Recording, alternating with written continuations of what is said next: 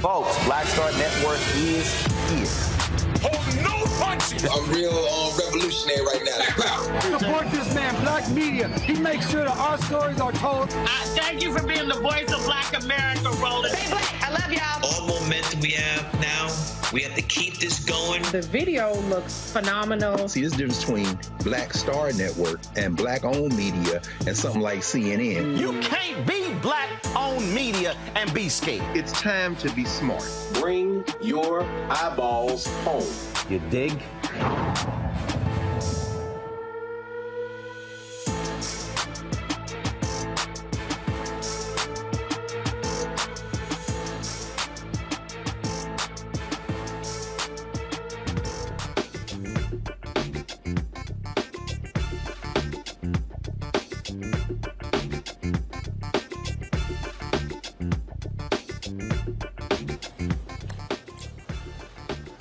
Today is Thursday, June 22nd, 2023. Coming up on Roland Martin Unfiltered, streaming live on the Black Star Network. The Florida Commission on Offender Review has denied parole to Crosley Green, a man who already has served 32 years in prison for a murder he did not commit.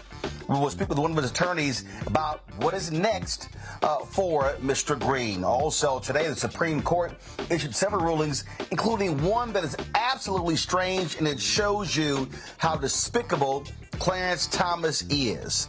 A defendant wrongfully charged, wrongfully sentenced. The Supreme Court goes, sorry, dude, not our problem. The court screwed up. You got to stay in jail. Judge Ketanji Brown Jackson issues a blistering 50-page dissent. We'll explain to you how nonsensical this conservative Supreme Court is. Also, first anniversary of the Dobbs decision overturning Roe v. Wade, and progressives remain focused on trying to get the pro-choice, get abortion back as federal law. Also, on today's show, we're going to highlight for you the ongoing search for Daniel Robinson, who disappeared 2 years ago. His father is joining us on the eve of the second anniversary of his son's disappearance. Also, poor Lord, this white woman is so upset with Juneteenth. You ought to hear the crazy stuff she actually had to say. And I think she thinks the Holocaust happened here in the United States. Plus, the New York State Legislature honors Mr. B. Harry Belafonte. We'll show you that as well. It is time to bring the funk on Roland Martin Unfiltered on the Black Star Network. Let's go. He's got it. Whatever the miss, he's on it. Whatever it is, he's got the scoop, the fact, the find. And when it breaks, he's right on time and it's rolling. Best believe he's knowing. Putting it down from sports to news to politics. With entertainment just for kicks, he's rolling. It's on go, roll, y'all. It's Roland Martin, rolling with Roland now. He's funk, he's fresh, he's real, the best, you know he's Roland Martin.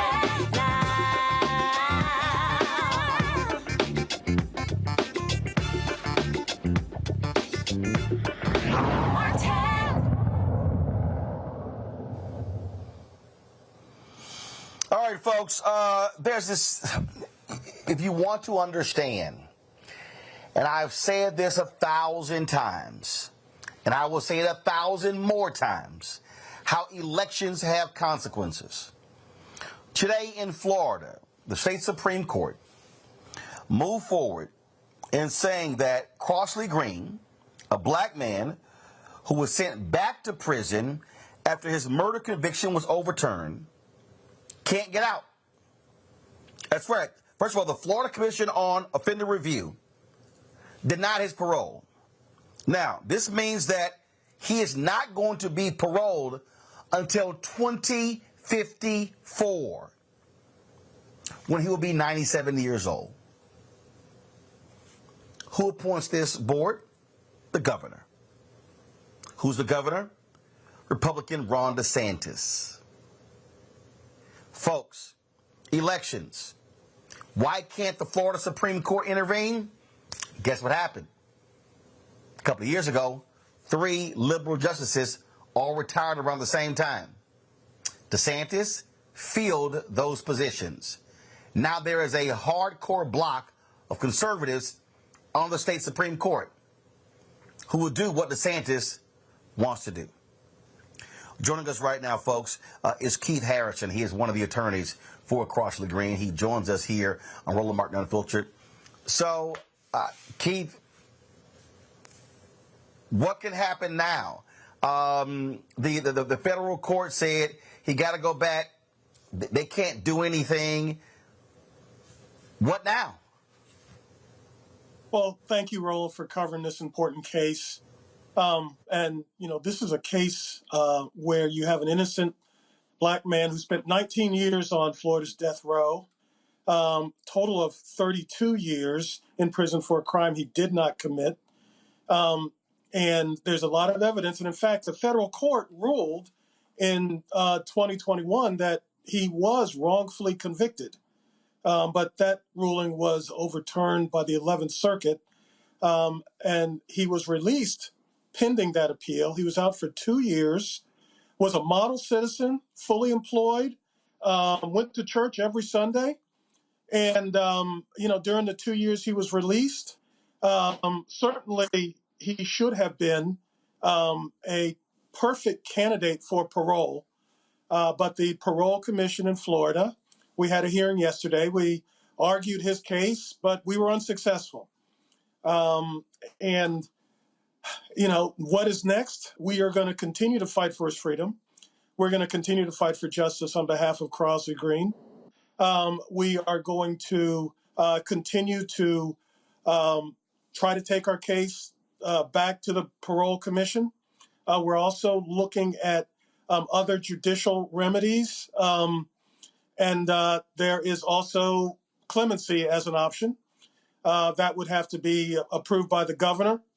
And so, you know, we are going to pursue every possible avenue to try to get this innocent man freed. Now, let's go back. A federal judge ruled that he was innocent. So first of all, what did the federal judge actually say? So, Judge Dalton, federal court judge in Florida, ruled that crucial evidence pointing to Crosley Green's innocence, had been withheld by the prosecutor, not turned over to the defense. And one of the bedrock rules of our criminal justice system is if there's evidence of innocence, it has to be turned over to the defense. The federal court ruled that he could not conceive of evidence that was more exculpatory, more crucial than the evidence that was withheld in this case. And the evidence that was withheld were the prosecutor's notes that the first 2 responding police officers that got to the scene surveyed all the evidence, and they concluded, because of what they saw and what they observed, that there was no black guy as the surviving witness said, and that essentially Crosley Green was innocent. This was withheld from the defense, even though one of these officers testified. I mean, imagine what powerful cross-examination evidence that would have been. That would have transformed 2 white police officers from witnesses for the prosecution into witnesses for the defense. But it wasn't turned over. Federal court said that's unconstitutional. I can't imagine anything that would have been more material to the defense in this case. The 11th Circuit, 2 years later, really over 2 years later, ruled that, yes, this evidence had been withheld, but it would not have mattered ultimately to the case. They ruled that it was immaterial. They reinstated his conviction. Yes, believe it. I mean, it was hard to believe. And then we appealed to the Supreme Court, and the Supreme Court did not hear the case, even though we had over 100 law professors from across the country filed briefs supporting our case. We had over 20 former state and federal prosecutors supporting our case. We had 5 former state Supreme Court judges from states like Texas and Missouri supporting our case, but the Supreme Court did not take the case. So that is why Crosley Green had to go back to prison after having his conviction overturned and leading a productive model, a productive life as a model citizen for 2 years. He had to go back to prison. And then yesterday, despite an unblemished record for 34 years, both in prison and out of prison, the Florida Commission denied his parole. So you said that the only route is clemency, but that has to be granted by the governor. That is one of the routes. There are other. The Parole Commission. There's still room for the Parole Commission to do the right thing, and we're going to continue to advocate as much as we can before the Parole Commission, we're going to see what other remedies might be available. But clemency is certainly one of those remedies. It's the remedy of last resort for any criminal defendant. We're not going to leave any stones unturned in our efforts to get Mr. Green's freedom. Keith Harrison, we surely appreciate you joining us, updating us in this case. Thanks a bunch. Roland, we appreciate you following this important story. All right, thanks a bunch. Folks, got to go to the break. We come back, we'll talk about the Supreme Court case that dovetails with this and how this Supreme Court, this conservative Supreme Court, has essentially said, hey, if the federal court screwed up, suck it up, deal with it. A man stays in prison, and he's been there for 23 years because of their mistake. And Clarence Thomas said, let his ass rot. You're watching Roland Martin Unfiltered on the Black Star Network.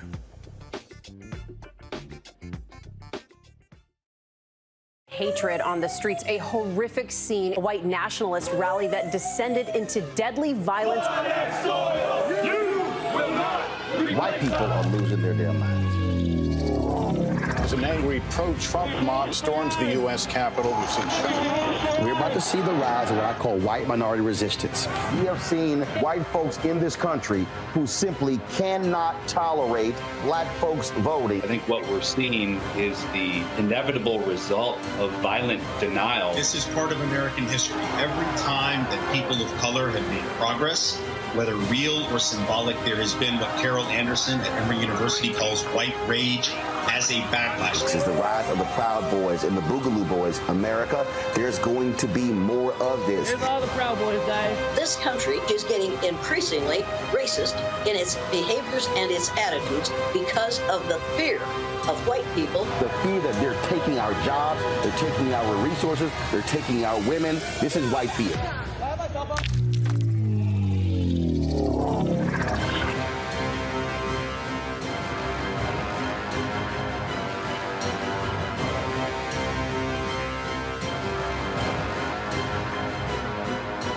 Black Star Network is here. Oh, no punch! I'm real revolutionary right now. Thank you for being the voice of Black America. All momentum we have now, we have to keep this going. The video looks phenomenal. See, this difference between Black Star Network and black-owned media and something like CNN. You can't be black-owned media and be scared. It's time to be smart. Bring your eyeballs home. You dig? I am Tommy Davidson. I play Oscar on Proud Family, Louder and Prouder. Right now, I'm rolling with Roland Martin, unfiltered, uncut, unplugged, and undamn believable. You hear me?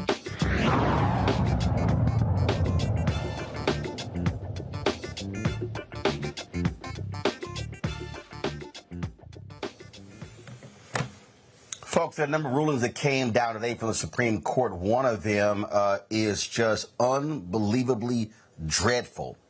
Folks, the case is Jones versus Hendricks. And this is what the Supreme Court has ruled in a 6-3 decision.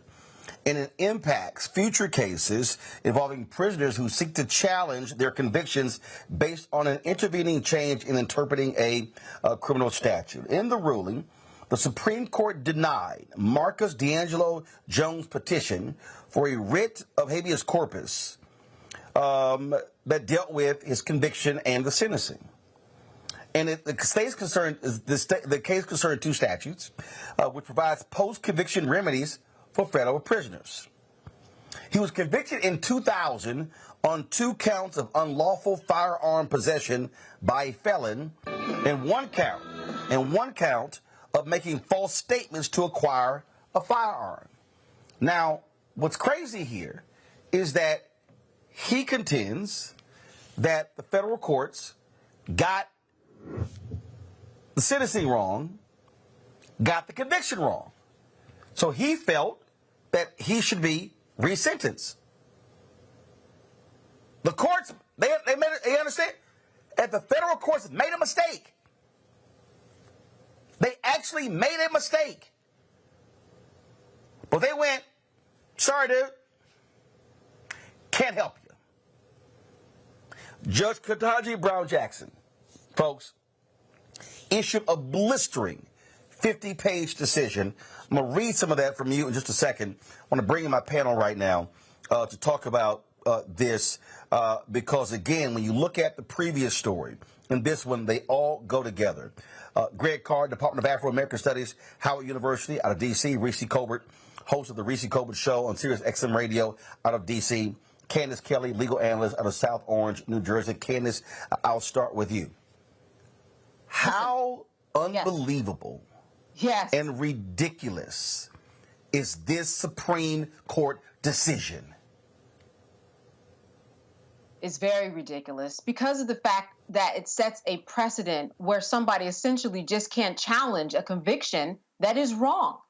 In this situation, you had a gentleman that he did not know that he had even committed a felony on record. And when he went to go buy a gun, again, he didn't know. So when he bought the gun, he didn't even know that it was a felony for him to buy a gun.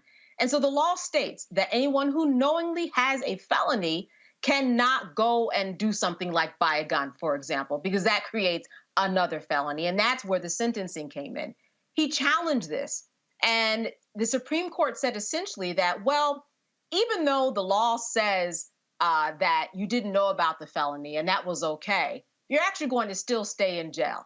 The sentence is going to remain the same. And as Ketanji Brown Jackson wrote in her 50-page opinion, as you said, she said essentially this sets up so that anybody who believes that they have been wrongfully convicted, they just don't stand a chance on having the opportunity to go back to the courts and saying, I didn't know, or this wasn't even a law that was on the book. And so those are some of the issues that are coming up in this particular Supreme Court case. The overall effect is that people who are behind bars that are innocent, they get to stay behind bars because of the Supreme Court's decision. I'm reading a piece here, Greg, from Slate.com by Leah Littman. In fact, her work was quoted by Judge Ketanji Brown Jackson in this. And what she wrote is, again, when you think about this case, you just sort of shake your head and go, what in the hell are these people thinking? What are they thinking?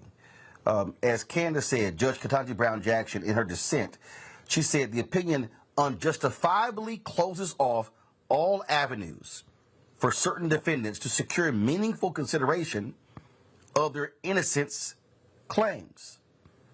What was crazy about this is that, and this is what she said, essentially the case involves this scenario. What if it turns out that the federal courts that heard your criminal case made a mistake? And as a result of the court's mistake, you were convicted of something that isn't actually a crime at all. because federal law doesn't prohibit what you did. Or, as a result of the court's mistake, you were sentenced to more time in prison than the law says you could be sentenced to.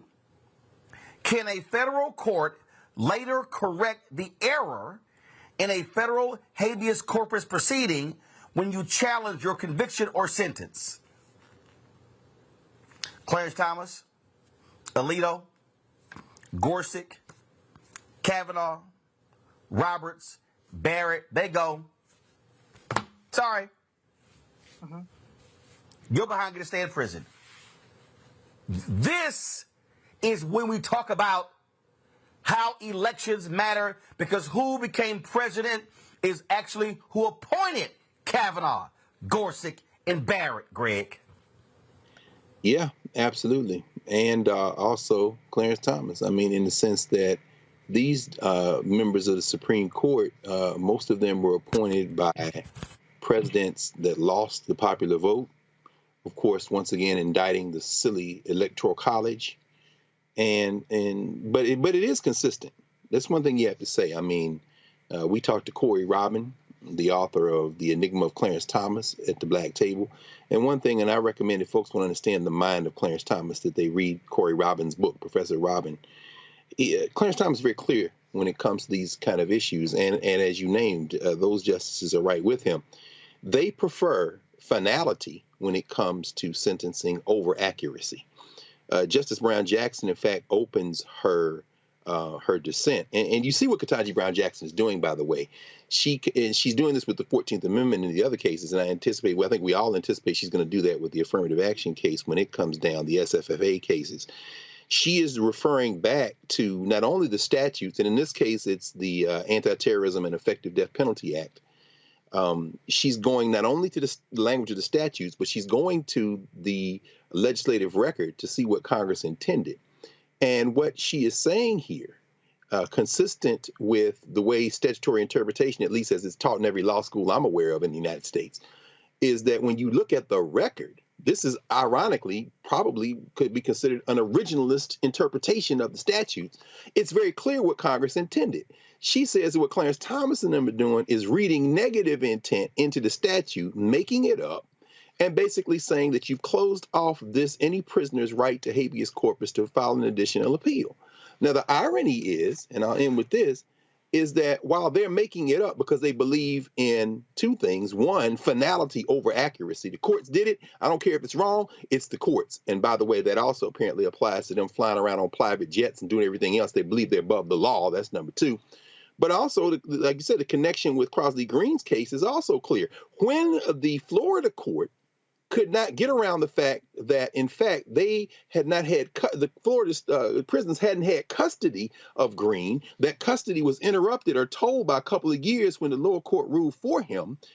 Technically, that means that the parole board, the PPRD, was supposed to factor that in his parole. Instead of recognizing their own regulation, the Florida regulation that would require them to do that, they simply ruled that they would take no action on that. In other words, if we can't get around the rule, we'll just pretend like it doesn't apply. So that's another avenue of appeal for Green, but you see what's at play here. This is pure politics, as you say, Ron.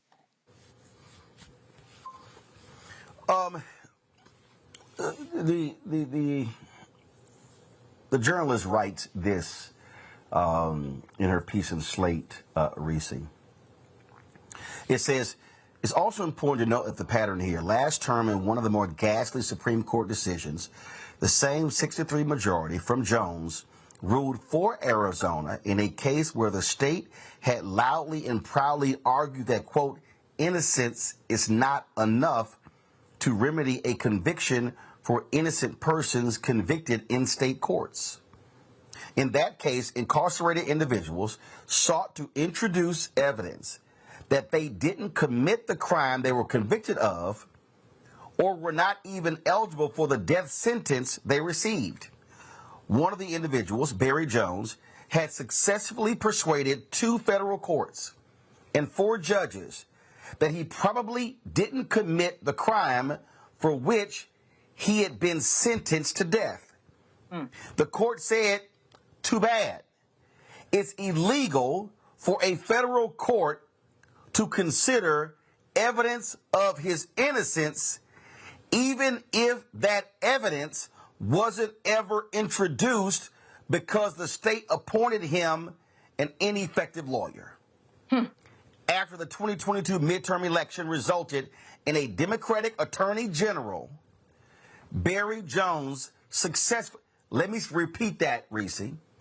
After the 2022 midterm election resulted in a Democratic Attorney General, Barry Jones successfully negotiated a plea agreement resulting in his release, though this Supreme Court would have allowed the state to execute him.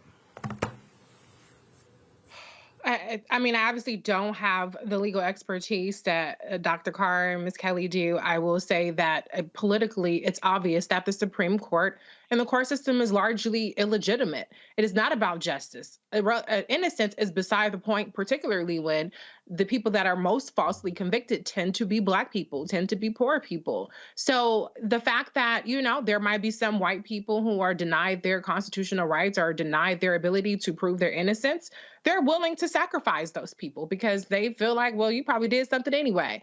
And unfortunately, it's going to be Black and brown people that continue to be targeted, that continue to be harassed and falsely accused, that are going to have to bear the brunt of this. So as you just pointed out, and as the writer just pointed out in that article, it's going to come down to who's governor and can evaluate clemency agreements, who is the attorney general, who are your district attorneys. Those are the people that can go back and renegotiate some of these things, who can decide not to, when a circuit court or a district court overturns your conviction, not to go back and retry you or not to appeal it to the higher court to get them to reinstate the conviction. So there are multiple levels of ways where people can influence these injustices happening. But unfortunately, people are too complacent and too checked out and too uneducated and unwilling to be educated about civics and those different levers. And so we have now seen a situation where undeniably the courts that are supposed to be the arbiters of justice, which never really have been, are no longer part of the equation as long as we have an illegitimate conservative Supreme Court and all of these Trump judges still on the bench. Candace, I can't remember the particular case, but a previous case came up where Scalia, Thomas, and others, where they basically said that, even if you're innocent, if you've exhausted all of your appeals and everything, and everything was done correctly, meaning the law was followed, and you got a chance to do your appeal. Even if there is undeniable evidence you did not commit the crime, sorry, all the I's were dotted, T's were crossed, so therefore there's nothing for you. It is as if what these conservative Supreme Court justices are saying, damn morals, damn values, damn principles, and forget what's right and wrong. If we follow all the rules, sorry, you got to stay in prison or you die.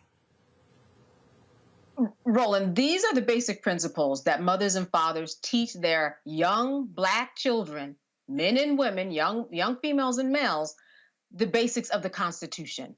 You are innocent until proven guilty. You deserve due process. You deserve to be heard in the whole process. You, according to the Brady rule, and this is what people should look up, Brady versus Maryland, decided by the Supreme Court, you have to introduce exculpatory evidence to the other side. Evidence is very important in all of this. That's how you win or lose your case. That's all we know about the justice system. It's not what you thought. It's not paperwork that was maybe lost. It's what you can prove in court. So how in the world can this man, Marcus Jones, have all the information that he needs on a federal level, proven himself throughout the court system, and still be found guilty has nothing to do with what the Constitution was created to do. It doesn't live up to the basic principles that every layperson these days knows about. It makes absolutely no sense. I do not see how the Supreme Court is getting away with this. It locks people out of their opportunity to bring forth DNA evidence and say, it wasn't me. It locks people out of the opportunity to say this piece of evidence, just as Marcus said, was proved in the federal court on the lower levels, that this was not me. I don't know where this is going, but this is not what the Constitution was created for. Now we're at the Supreme Court. Now what does he do? This is the end. This is the worst precedent. Today was just a day of bad precedent for the Supreme Court. But this is one of the worst because this sets a precedent for everybody who was in jail, especially African Americans, especially African American males, when we look at the numbers, who are saying, I didn't do it. I didn't do it. Even another decision, I think that we're going to get into that case in terms of, someone who we talked about it earlier, actually, someone who got out of jail, proved his innocence, went back in. So this is something that, we need to pay attention to. And as you said, it starts with our vote. It starts with the people who have to make sense of the law to make the right decision for those people to get their due process and know that innocent means innocent, and innocent means you get out of jail, Roland. You get out of jail. I don't understand it. When I talk about voting, Reese, when I talk about the power of that ballot, and I listen to people say, oh, Biden picking Judge Ketanji Brown Jackson, that's performative. He just wanted a black woman. Oh, all of these judges, that they don't really mean anything. Just yesterday, the U.S. Senate confirmed an NAACP Legal Defense and Education Fund lawyer, previously an ACLU lawyer, literally folks who are going from law right to the federal bench. And I need black people who are out here saying stupid stuff, who say, ain't no big deal, if Trump gets in. Let me be clear. What the Supreme Court said today, it is precedent. That means if your black behind, or your uncle, or your nephew, or your cousin, or your niece, or your aunt, if that is them, this conservative Supreme Court has said, even if the federal court screwed up, even if the statute was messed up, we not going to fix it. You can't do anything. And although you are absolutely right, you get to stay in prison. I don't see how anybody in their right mind could support any Republican candidate who wants to put more people like this on the federal bench. It's unconscionable, and yet people are still not connecting the dots between how the judicial branch impacts our everyday lives, how the judicial branch, how now this particular Supreme Court has taken away a constitutional right with the Roe v. Wade. This is the anniversary of that decision. They have shown that they are hostile to the citizenship and humanity of many of the citizens of this country. And your citizenship is largely going to depend on where you live, what kind of state you live in, what kind of which party is in control of your legislature and of your executive branch. And so if you, for some reason, are still not connecting the dots or still not listening, it's still not clicking to you what's happening on the federal level and how that is now a generational issue that we have to deal with having this conservative court, at a bare minimum, you should be paying attention to what's happening on the local level. The prosecutors that are deciding to re-prosecute these cases, to bring these frivolous cases to the judges that are letting this evidence go through, that are involved in the sentencing, the governors who choose not to pardon, grant clemency, take people off of death row. There are Republican governors under the Trump administration that went on a killing spree, went when it came to executing people on death row. And this is the policy of the Republican Party. Period. Even the most reasonable Republican, even the least racist Republican out there is still running on this kind of policy platform. They're still running on appointing conservative right-wing judges. They take their marching orders from the Federalist wing. So people need to wake the fuck up. This isn't theoretical anymore. This isn't hypothetical. It's happening right now in front of our faces. I'm sitting here, Greg, and I'm reading, because, of course, Clarence Thomas wrote the majority opinion. He goes, consistent with the Eighth Circuit's reasoning, we hold that 2255 saving clause does not permit a prisoner asserting an intervening change in statutory interpretation to circumvent AEDPA's restrictions on second or successive 2255 motions by filing in 2241. So they're saying, oh, no, you can't file two. No, you can't file two. That's not right. I mean, this is sort of like showing up to the bank to pay your mortgage at 5:01, and they go, sorry, I know you got the money, but no, you didn't get here at 5 o'clock. Sorry. So we're going to stay at your house. They literally are saying, sorry, dude, because you don't get to file two in a row, even though you can show that you're innocent, you got to stay in prison.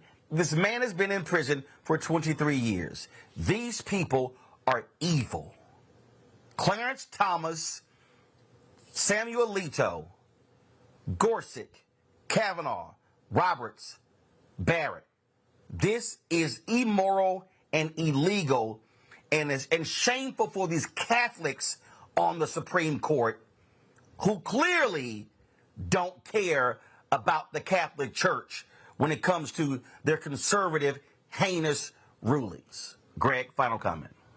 Well, yeah, I think they care about the Catholic Church. They care about their Catholic Church. They don't believe in the same God you believe in. Samuel Alito, with his Onward Christian Soldiers approach to Christianity, is a white nationalist. And Clarence Thomas is doing the bidding of his little white nationalist crew. But, I mean, to use your metaphor, Roland, it's really as if you showed up at 4:59 to pay your mortgage, and they locked the doors a minute early by mistake. And then after finding out the mistake, they still didn't let you pay your mortgage. You didn't show up at 5:01. You showed up before the bank closed, but they locked the door a little early. And after they discovered their mistake, after you lost your house, you came back and they said, oh, yeah, we did. Too bad, you still homeless. Ketanji Brown Jackson, in the final page of her dissent, she takes Thomas to the woodshed and says, in other words, as I see it, the negative inference that the majority makes today rests on nothing, and certainly nothing that derives from Congress's intent. She says, I'm reading the statute, I'm reading the legislative history, and what I see is that they did not intend what you're saying. In fact, they intended the opposite. And she ends her dissent in a way that is reminiscent of Ketanji Brown Jackson, of Ruth Bader Ginsburg. She calls on Congress to act. She says, what they have done today creates an opening for Congress to step in and fix the problem. Clearly, finally, what Ketanji Brown Jackson is doing is laying the groundwork for the long game. When the majority swings the other way, watch this. Her dissents are going to be used to reverse some of this mess, but only if we get to the ballot box. They're afraid of too much justice, as Justice Brennan said in McCleskey versus Kemp, the death penalty case. And the only way you're going to rein this in now is the legislative and executive branches. And Brown Jackson said as much in her dissent. Folks, I cannot explain to you enough how crucial this is when we talk about Black America. Do not take lightly next year's election, because every Republican candidate, they don't want a 6-3 conservative majority. They want it to be 9-0. You're watching Roland Martin Unfiltered on the Black Star Network.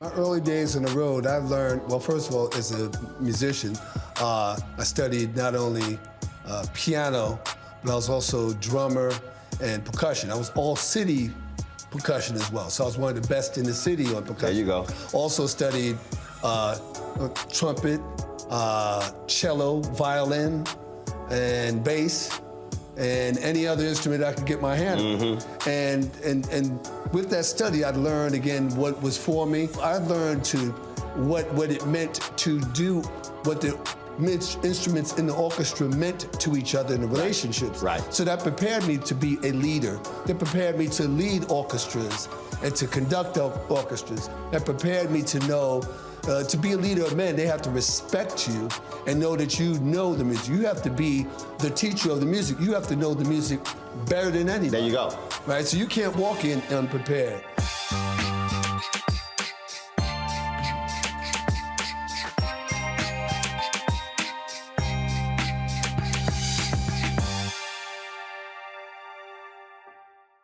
When you talk about blackness and what happens in black culture, we're about covering these things that matter to us, speaking to our issues and concerns. This is a genuine people-powered movement. There's a lot of stuff that we're not getting. You get it, and you spread the word. We wish to plead our own cause. Too long have others spoken for us. We cannot tell our own story if we can't pay for it. This is about covering us. Invest in black-owned media. Your dollars matter. We don't have to keep asking them to cover our stuff. So please support us in what we do, folks. We want to hit 2,000 people, $50 this month, raise $100,000. We're behind 100,000, so we want to hit that. Y'all money makes this possible. Check some money orders. Go to P.O. Box 57196, Washington, D.C. 20037-0196. The Cash App is $RM Unfiltered. PayPal is R Martin Unfiltered. Venmo is RM Unfiltered. Zelle is Roland at RolandSMartin.com. Hi, my name is Freddie Ricks. I'm from Houston, Texas. My name is Sharon Williams. I'm from Dallas, Texas. Right now, I'm rolling with Roland Martin, unfiltered, uncut, unplugged, and undamn believable. You hear me?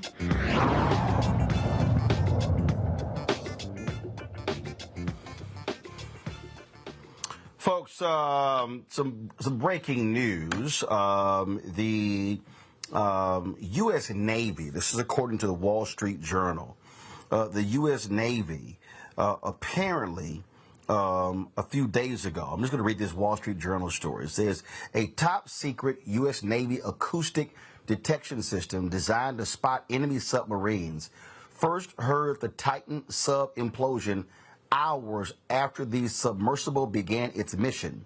Officials involved in the search said the Navy began listening for the Titan almost as soon as the sub lost communications. According to a U.S. defense official, shortly after its disappearance, the U.S. system detected what it suspected was the sound of an implosion near the debris site discovered Thursday and reported its findings to the commander on site, U.S. defense officials said. It says that, quote, the U.S. Navy conducted an analysis of acoustic data and detected an anomaly consistent with an implosion or explosion in the general vicinity of where the Titan submersible was operating when communications were lost. A senior U.S. Navy official told the Wall Street Journal in a statement, while not definitive, this information was immediately shared with the incident commander to assist with the ongoing search and rescue mission. The Navy asked that the specific system used not be named, citing national security concerns. So the reality here, Reese, is that U.S. Navy has known for several days that this thing imploded. Of course, so they had what is essentially was a futile search and rescue mission for these five folks. For the life of me, I've been looking at some of these stories, Reese. For the life of me, I don't know how in the hell anybody in their right mind could have gotten on. If you are using something that's controlled by a game controller you can buy at Best Buy, yeah, ain't no way in hell I'm getting on that thing.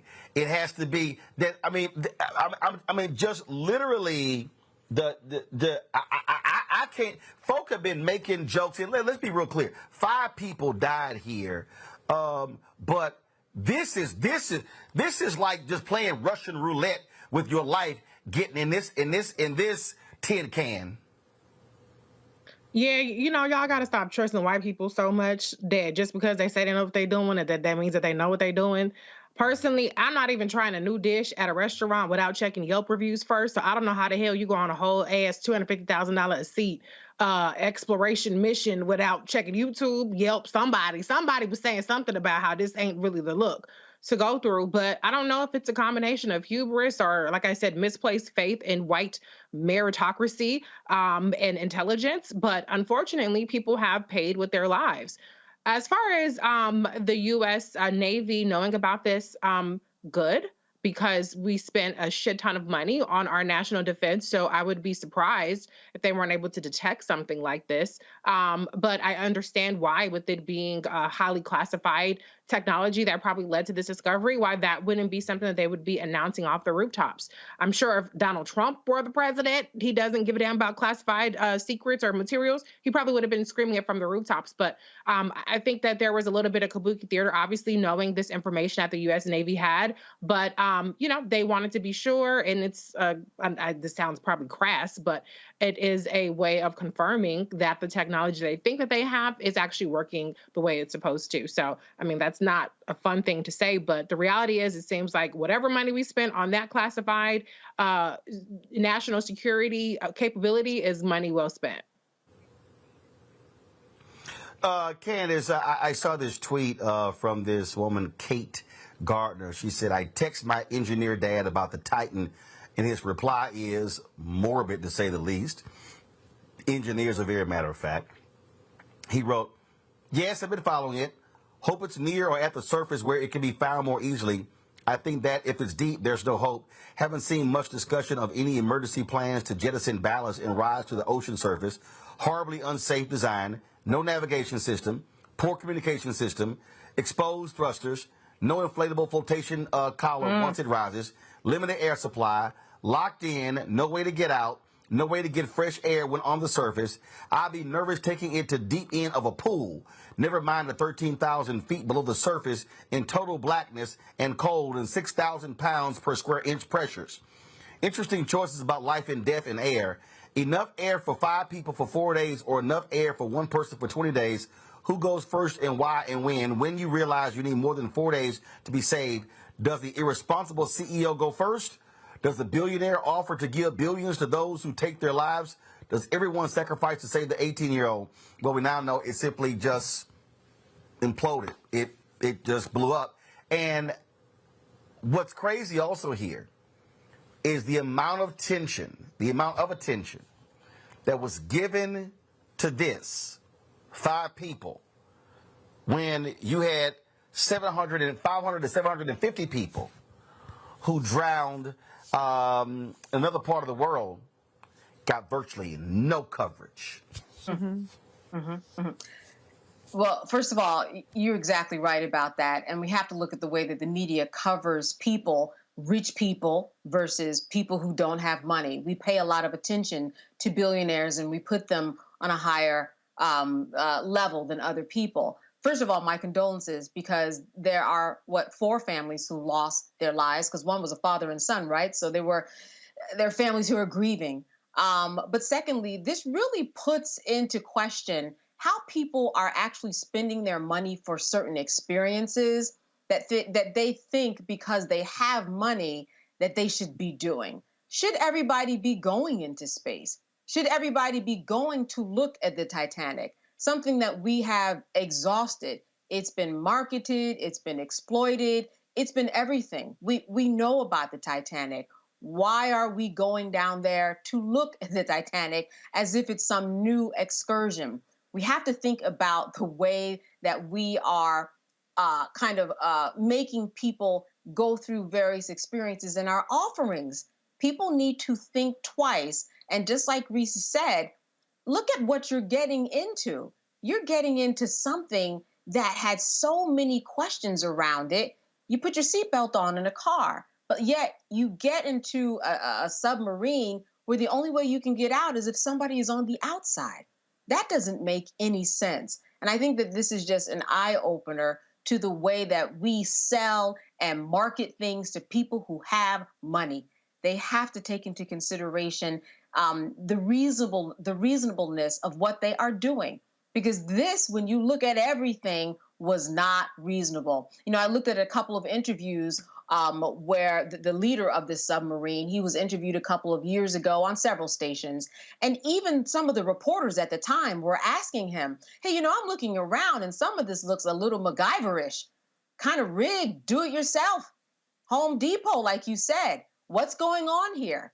There were a lot of questions that probably were raised that people just were not paying attention to, because this was someone who had the confidence and the wherewithal to say, it's okay. And some billionaires on the other side, unfortunately, believed him. We've got to question these things to see whether or not they're reasonable. And that didn't happen here. Yeah.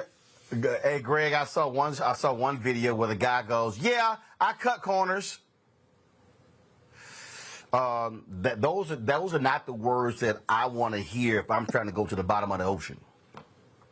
No question, no question. And Hamish Harding had already been on the Challenger Deep to a place in the Pacific Ocean that's widely believed to be the deepest point in the world's oceans.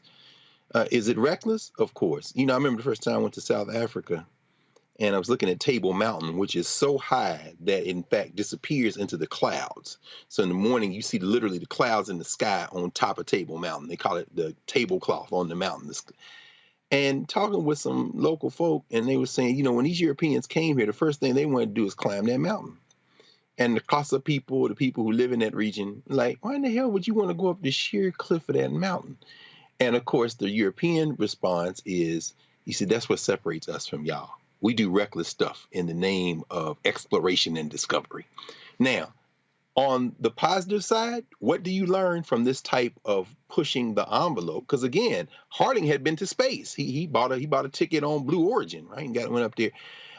You find out things that can advance technology, can advance human capacity, maybe even can create devices that can discover the fact that your little thing imploded. Although the Navy, interestingly enough, the people who did it, who found out, reported to their commanding officers, and they narrowed the scope of the search, but they still didn't divulge, which is fascinating to me, which seems to me to signal perhaps that they knew they were dead. So let's not even rush it. We'll just let you know. But I think what we are faced with is not a failure of technology. We're not faced with a question of political choices. This is a question of culture. How do you move through your life and existence? Those 700, perhaps as many as 700 people that you mentioned before that the Greek Coast Guard did not save because they were hoping perhaps that little fisher boat would make it over to Italian waters and it would be Italy's problem and not theirs, is a cultural valuation of life. A billionaire's life is quite simply worth more than our lives. Why? Because we allow it to be. That's really, to me, the story behind the story on this. Indeed. All right, folks, got to go to a quick break. We'll be right back on Roland Martin Unfiltered on the Black Star Network. On a next, A Balanced Life with me, Dr. Jackie, owning your energy and how to use it. Trust me, it impacts the people on your job, who you attract, and even your love life. What you give out is what comes back to you. So like attracts like, right? So if you come in with a negative space and I match that negative energy, then 2 seconds later, somebody else coming with more negative energy. And then I was just always just matching negative stuff. And here's the kicker. If you're not careful, that energy can even be stolen. That's all next on A Balanced Life on Black Star Network. Question for you. Are you stuck? Do you feel like you're hitting a wall and it's keeping you from achieving prosperity? Well, you're not alone. On the next Get Wealthy with me, Deborah Owens, America's Wealth Coach, you're going to learn what you need to do to become unstuck and unstoppable. The fabulous author Janine K. Brown will be with us sharing with you exactly what you need to do to finally achieve the level of financial success you desire through your career. Because when I talk about being bold in the workplaces, I'm talking about that inner boldness that you have to take a risk, to go after what you want, to speak up when others are not. That's right here on Get Wealthy, only on Black Star Network.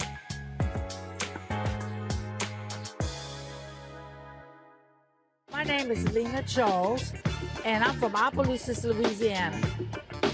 Yes, that is Zydeco capital of the world. My name is Margaret Chappelle. I'm from Dallas, Texas, representing the Urban Trivia Game. It's me, Sherry Shepherd, and you know what you watch. Roland Martin on Unfiltered.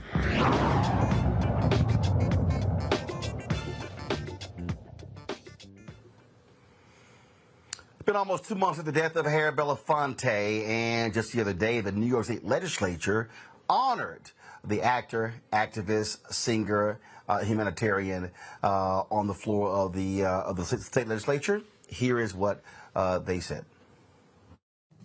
Today, it is with heavy heart that we honor the life of Harry Belafonte. Harry Belafonte's legacy is representative of Harlem's legacy, one of a musician, performer, and artist, and humanitarian and an advocate for civil rights. Born at Lying In Hospital in Harlem to Jamaican parents, Harry Belafonte was an iconic figure for Black people everywhere. Despite living under segregation, Harry Belafonte dutifully served his country in the U.S. Navy during World War II, aiding to defeat fascism and oppression abroad. Harry Belafonte shares a special connection to my district, where not only was he native to, but also fell in love with performing at the American Negro Theater on West 135th Street. His name will forever be cemented in Harlem's history with the Harry Belafonte 115th Street Library. Belafonte was not only a supporter of the civil rights movement, but also served as one of Dr. King's closest confidants and even provided the King family with financial aid. Belafonte led the effort to bail King out of the Birmingham jail he was imprisoned in, raising $50,000 in the effort. He was a key contributor in the 1961 Freedom Rides, supported voter registration drives, and helped organize the 1963 March on Washington. Belafonte was one of the pioneers of advocating for equitable contributions in our democracy. Like others today who champion these goals, Belafonte was persecuted during the McCarthy-era Red Scare, with an increasing effort seeking to reverse the progress on voting expansion. Belafonte's teachings and advocacy are more necessary now than ever. Belafonte's relentless commitment to human rights didn't stop at the injustices he experienced. He was an advocate for the anti-apartheid movement in South Africa, being a UNICEF Goodwill Ambassador, supporting the campaign against HIV and AIDS virus, actively campaigning to address climate change, and opposing America's foreign imperialism. His life's work as an artist, activist, and role model has created the space for so many people, but his work must continue through all of us. Belafonte is survived by his 4 children, Sherry, David, Adrienne, and Gina, his 5 grandchildren, Rachel, Brian, Maria, Serafina, and Amadeus, who all stated, "To the world, he was a legend, but to us, he was dad." All right, folks, when we come back, Black and Missing, we'll also give an update on a case that we talked about just 2 years ago where the father of a young man who disappeared, still demanding to find out what happened to his son. Also, Georgia police under fire for using black folks as target practice. We'll explain right here on Roland Martin Unfiltered on the Black Star Network. Don't forget, download the Black Star Network app, Apple phone, Android phone, Apple TV, Android TV, Roku, Amazon Fire TV, Xbox One, Samsung Smart TV. Also, if you want to support the Bring the Funk fan club, please do so. Your dollars make it possible to do what we do, to cover the news of the day. Send check and money orders to P.O. Box 57196, Washington, D.C., 20037-0196. Cash App, $RM Unfiltered. PayPal, R Martin Unfiltered. Venmo is RM Unfiltered. Zelle, Roland at RolandSMartin.com, Roland at RolandMartinUnfiltered.com. And, of course, we want you to also, you're watching YouTube, hit that like button, and you should get a copy of my book, White Fear, How the Browning of America is Making White Folks Lose Their Minds, available at bookstores nationwide. Download your copy on Audible. We'll be right back.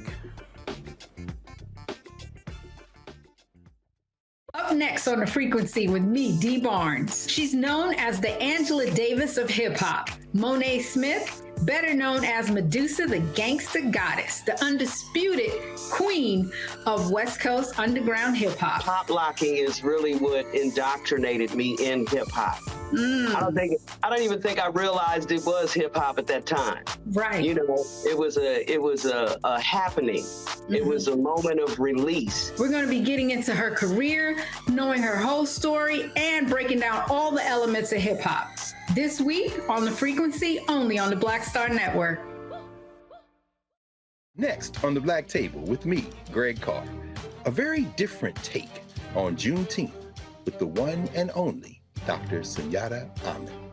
We'll explore the amazing foods, remedies, and rituals that are a part of our history and the Juneteenth holiday. So it's our responsibility to return the healthier version to our folks instead of just the red liqueurs marketed to us, the red sodas and the other things. I mean, why does the Kool-Aid man have to sound like Louis Armstrong? He's like, oh yeah! Yeah, right. An enlightening and tasty hour of the Black Table, only on the Black Star Network.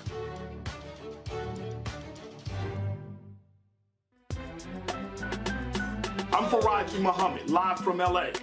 And this is The Culture. The Culture is a two-way conversation. You and me. We talk about the stories, politics, the good, the bad, and the downright ugly. So join our community every day at 3 p.m. Eastern and let your voice be heard. Hey, we're all in this together. So let's talk about it and see what kind of trouble we can get into. It's The Culture. Weekdays at 3, only on the Black Star Network. Hello, I'm Jamia Pugh. I am from Coatesville, Pennsylvania, just an hour right outside of Philadelphia. My name is Jasmine Pugh. I'm also from Coatesville, Pennsylvania. You are watching Roland Martin Unfiltered. Stay right here.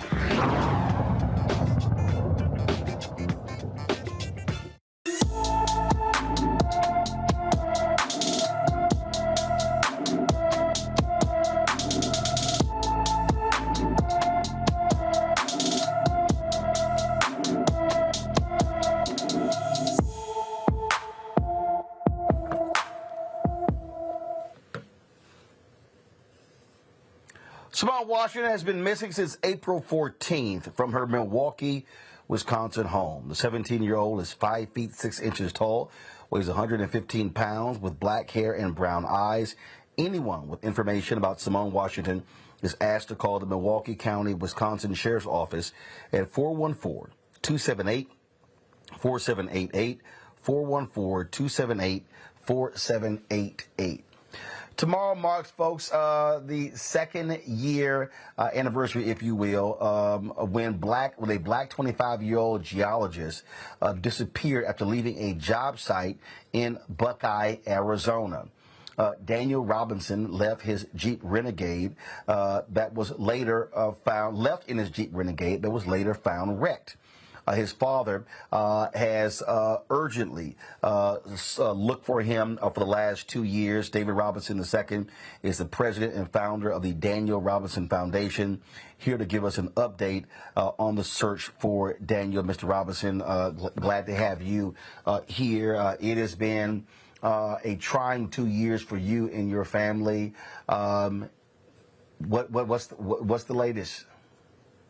Yes, currently, we did receive a new update from the Buckeye Police Department, who's the department that's in charge of my son's case. They put out a new report. That new report put out some new things that they wanted the public to know. Things about the text messages, the search history from my son's phone, as well as they feel they have the time that my son's phone was found in that ravine. As everybody probably remember, my son went missing on June the 23rd, and almost 30 days later, on July the 19th, his vehicle was found out in a ravine farther out into that desert. But yes, they putting those timelines together and tried to pinpoint what happened. So what did they say his final text messages revealed? Well, the text, it was the search history. They was looking at the search history. For instance, they have one that says Tempe explosion that he was searching. They allegedly say he was searching.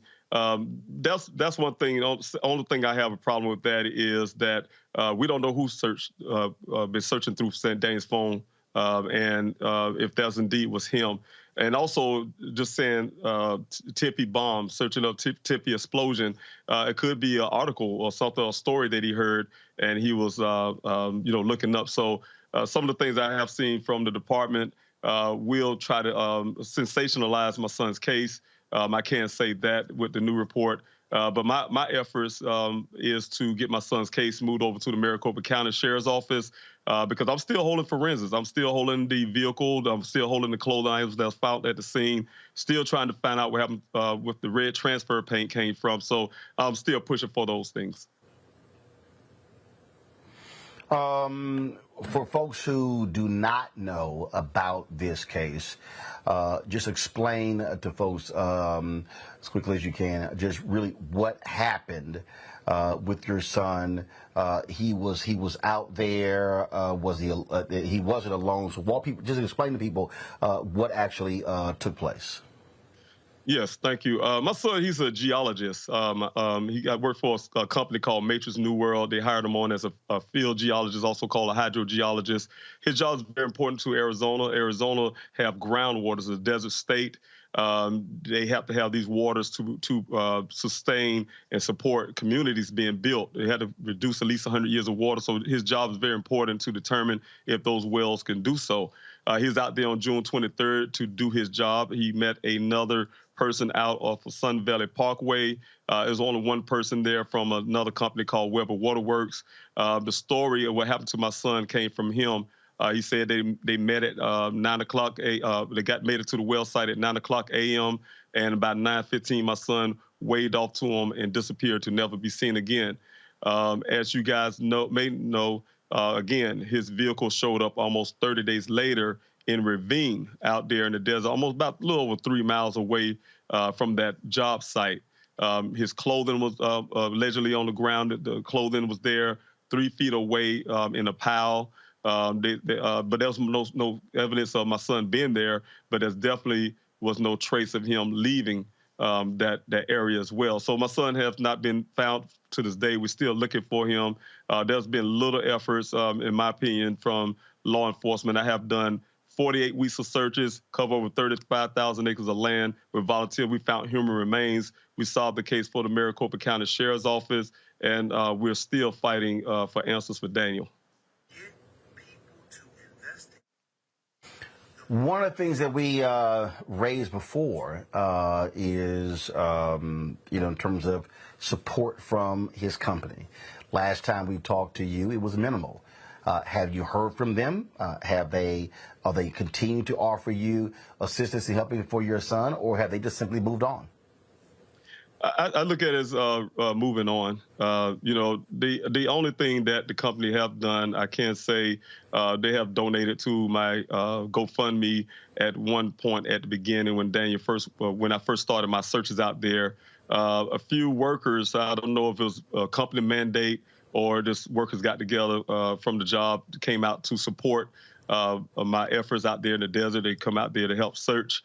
But other than that, like you said, at the beginning, they never called law enforcement to report him missing. They never organized a search party, or, they have the resources, or even put money into some of the things I needed out there when I was searching, like cadaver dolls, have drones, specialized drones, et cetera, that I've been, asking the public for. And so I can't say the efforts could have been a lot better. They haven't done anything to help locate Daniel. Questions from our panel. Greg, you're first. Thank you, Roland. And again, we continue to hold out our prayers, brother. As you described your relentless search over the last year and the things that you and the volunteers that are there with you and have been with you are discovering, it reminded me of 1964, Mississippi Freedom Summer, when the police, now pushed into action, are traveling through Mississippi looking for these 3 civil rights workers, and then they discover all these other folk who had been harmed. And the black people in Mississippi are like, That's what we've been trying to tell you. The Snick Singers made a song about it, in the Mississippi River. What has this search, as we continue to hold out hope and prayers that you will find Daniel alive, what has this given you in terms of insight as to what law enforcement needs in order to intervene to help people who may have lost loved ones? And, you know, like you say, you're finding human remains. What has this told you, given you insight to, in terms of just the failures of the safety nets that we have around us that we think are there, but in fact may not be? Well, it started for me at the beginning. A lot of times we have a double jeopardy. In my son's case, of course, he's a young black male, but males in general are not taken seriously when it comes to reporting them missing. I had to wait 12 hours. That was something that wasn't policy. I think a lot of officers and law enforcement will automatically tell a family you have to wait a certain length of time, 12 hours, 48 hours, whatever the case may be, they may come back. I think it shouldn't be the law enforcement at first job to determine if family had done their due diligence, which we have. I think all families do their due diligence when they're looking for their loved one.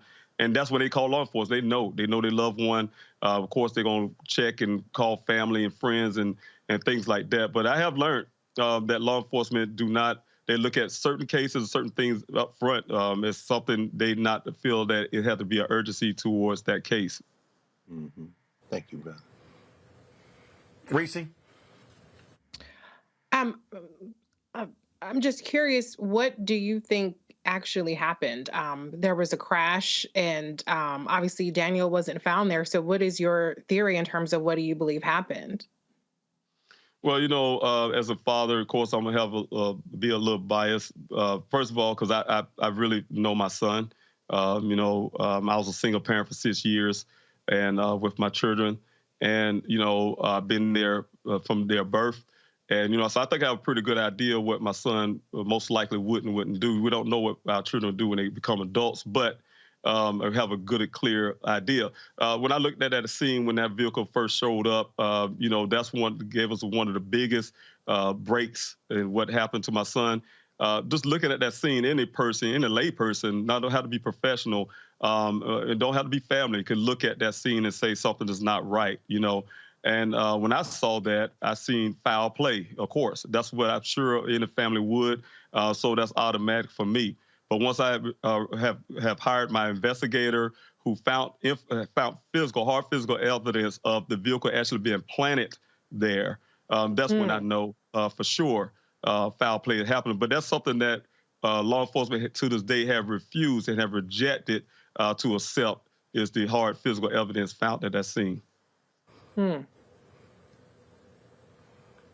Candace.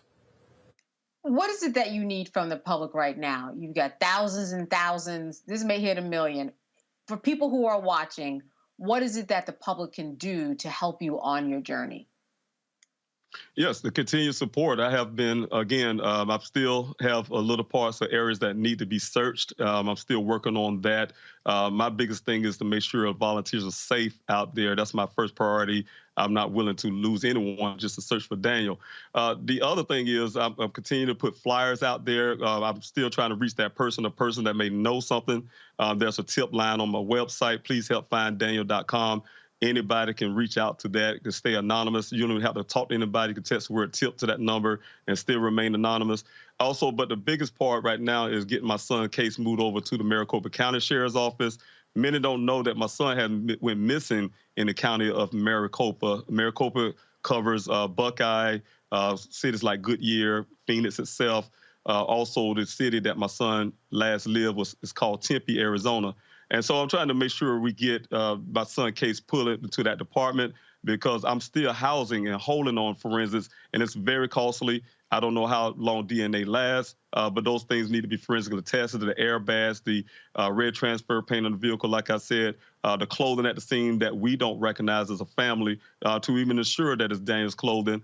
We want his case moved over and get some fresh eyes into my son's case so we can find out exactly. I'm not interested in law enforcement's egos, their hurt feelings, or in things like that, and holding on to my son's case as a hostage token just to prove a point, when there's anytime, most cases, when they need help, they reach out to other law enforcement agencies. As a family, I've been asking law enforcement to put Daniel's case over to the Maricopa County's office. So what I have done to help bolster that, I have been working in the background diligently, holding meetings with my team and I, holding meetings with officials to try to get Daniel's case moved over. But from the public, I asked the public to continue to go to pleasehelpfinddaniel.com, do the mail-in protest that's been going on for weeks now, get thousands of letters into this department, picket signs that goes into these departments as well, these FOIA requests that goes in the departments as well, and the request to have Daniel's case moved over from the public. Anybody, no matter where you live, can join in on that. Also,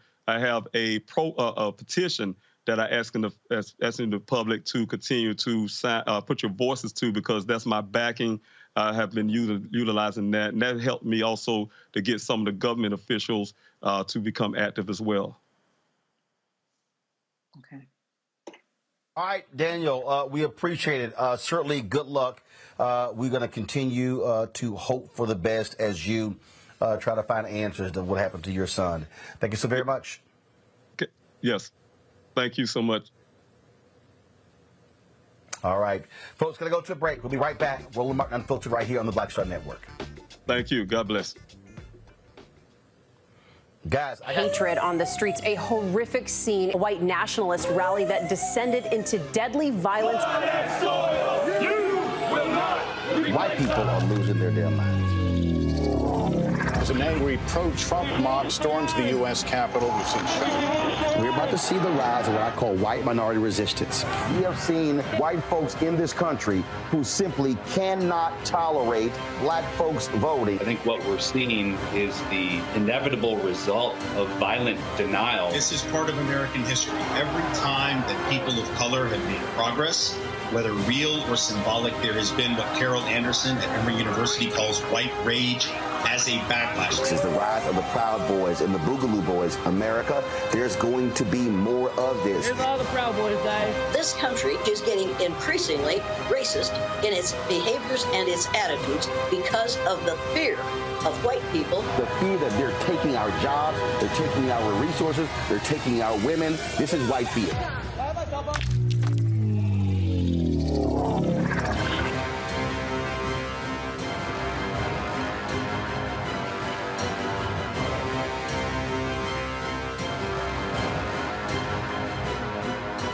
Black Star Network is here. Oh, no punch! I'm real revolutionary right now. Thank you for being the voice of Black America. All momentum we have now, we have to keep this going. The video looks phenomenal. See, this difference between Black Star Network and black-owned media and something like CNN. You can't be black-owned media and be scared. It's time to be smart. Bring your eyeballs home. You dig? I'm Marissa Mitchell, a news anchor at Fox 5 DC. Hey, what's up? It's Tammy Roman, and you are watching Roland Martin Unfiltered.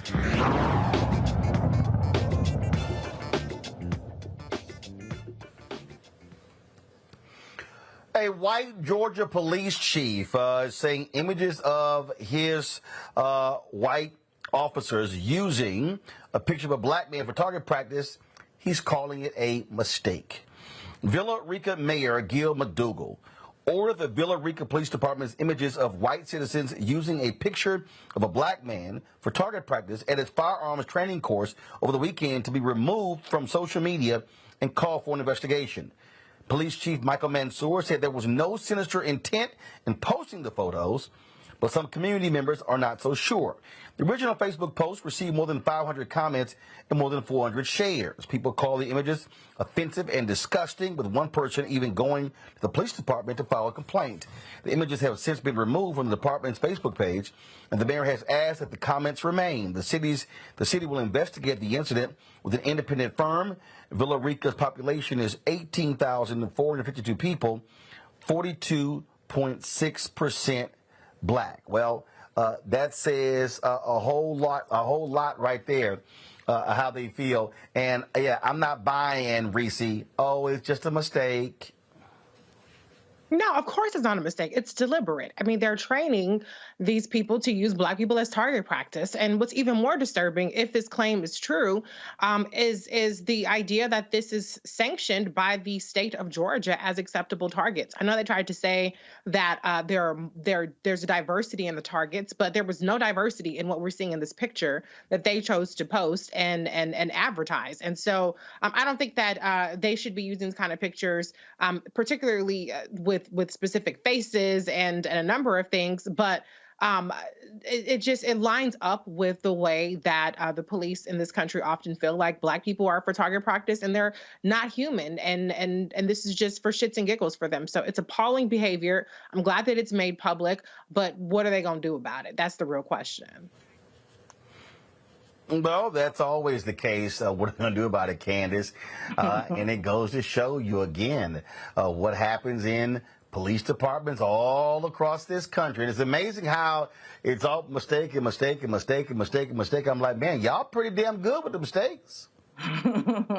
Well, and this was very intentional, right? They bought a kit. So that's their defense. It wasn't a kit. This was a kit of diversity. Number one, what are these kits? I want to see what's in these kits. I'd love to see some comments in the comment section about that. Where do you get them and what are in these kits? Number two, do these kits have any targets of a 5'3" white woman with blonde hair? Probably not, is my guess. Number three, why would you even post this? This is why there's diversity, equity, and inclusion training, so that people know exactly when they're offending people and when to not have boundaries in what you do when it comes to different races and the LGBT community and so on in America. These are people who need training. And so this has to be the next step. That even if you had all your ducks in order, you had every diversity that was covered in this kit, you should not be posting just the African-American males. And actually, you should not have that a target. Why can there not be a target that's just a silhouette? You don't need to train people to be triggered to shoot African-American men, and that's what's going on here. Correct. Yeah, Roland. I mean, I have to agree with Sister Kelly on that. I think you nailed that, Counselor. Why can't they just be silhouettes? So, yeah, I love your suggestions. In fact, I agree wholeheartedly. Who's the company that manufactures them? What's the contract? And what does it look like? Are these wave after wave of the same suspect picture, so to speak, or person picture? Is it a bunch of white people, then a bunch of Asian people, and a bunch of Black people? Because I tell you, I mean, you know, if you thought about this as a Dave Chappelle skit, it could be when DEI goes wrong. Because after all, it is diversity included. And he said, we have the other ones, as you see there, that just so happened that they started with the Black ones. You know, the other thing I would say is, and again, you know, one of my old professors, Anderson Thompson, used to call this death watch studies for what it's worth. But you know, I'd be interested in looking at the targets themselves after they were finished and seeing where the hits were on the Black targets as opposed to the non-Black targets, just out of curiosity, because after all, the problem here, of course, underneath all of this is the police.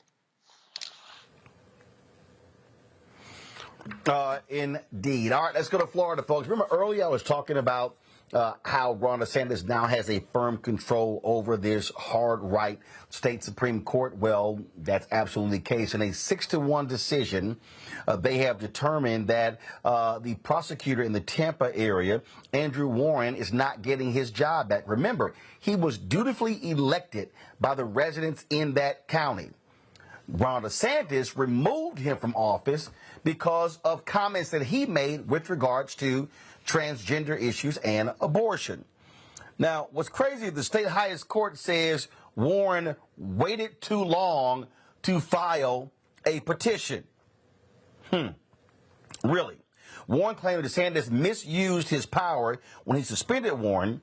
DeSantis accused Warren of neglect of duty and incompetence after the Democratic state attorney signed statements and other prosecutors across the country opposing criminal charges against abortion providers or women seeking abortions. He also said he wouldn't prosecute people for providing gender-affirming health care, and his office's policies didn't charge people with some minor crimes.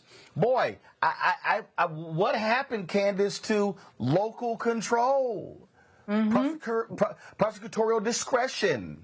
Well, listen, you've got the discretion of Ron DeSantis and his crew getting rid of prosecutorial discretion that goes against whatever he wants. We know that the LGBT community and abortion rights, all of that is low-hanging fruit. And that's what's going on here. This is all a political football in order to entice people to come to the polls for whatever one issue they want to vote on. Look what happened. Look what happened to was it Budweiser when we're talking about the beer company and how they use a transgender and the stocks plummeted. We know that people care about these issues, and that's what's going on here. He used his discretion, Ron DeSantis, in order to get rid of prosecutorial discretion that really worked in favor of people who are out there on the streets right now fighting for their rights in order to survive. People who are crossing lines. We still had over 30,000 people who crossed state lines from one area to another in the country to find abortions that they were allowed to have by law. LGBTQ people, especially African Americans, are being killed by the droves. It just doesn't go reported. So again, this is something that Ron DeSantis is using in order to get people to vote. That is the bottom line. That's why he's playing with these particular topics. That is exactly the case, Greg. I just sit here and I just see these things unfolding, and I see, Reese, I see what's happening here, and I just keep trying to explain to people, again, if you sit your ass at home, let's be real clear, in the last election, hundreds of thousands of black people in Florida just didn't vote. And listen, I get it. I get people who say, I'm frustrated, I haven't seen anything change.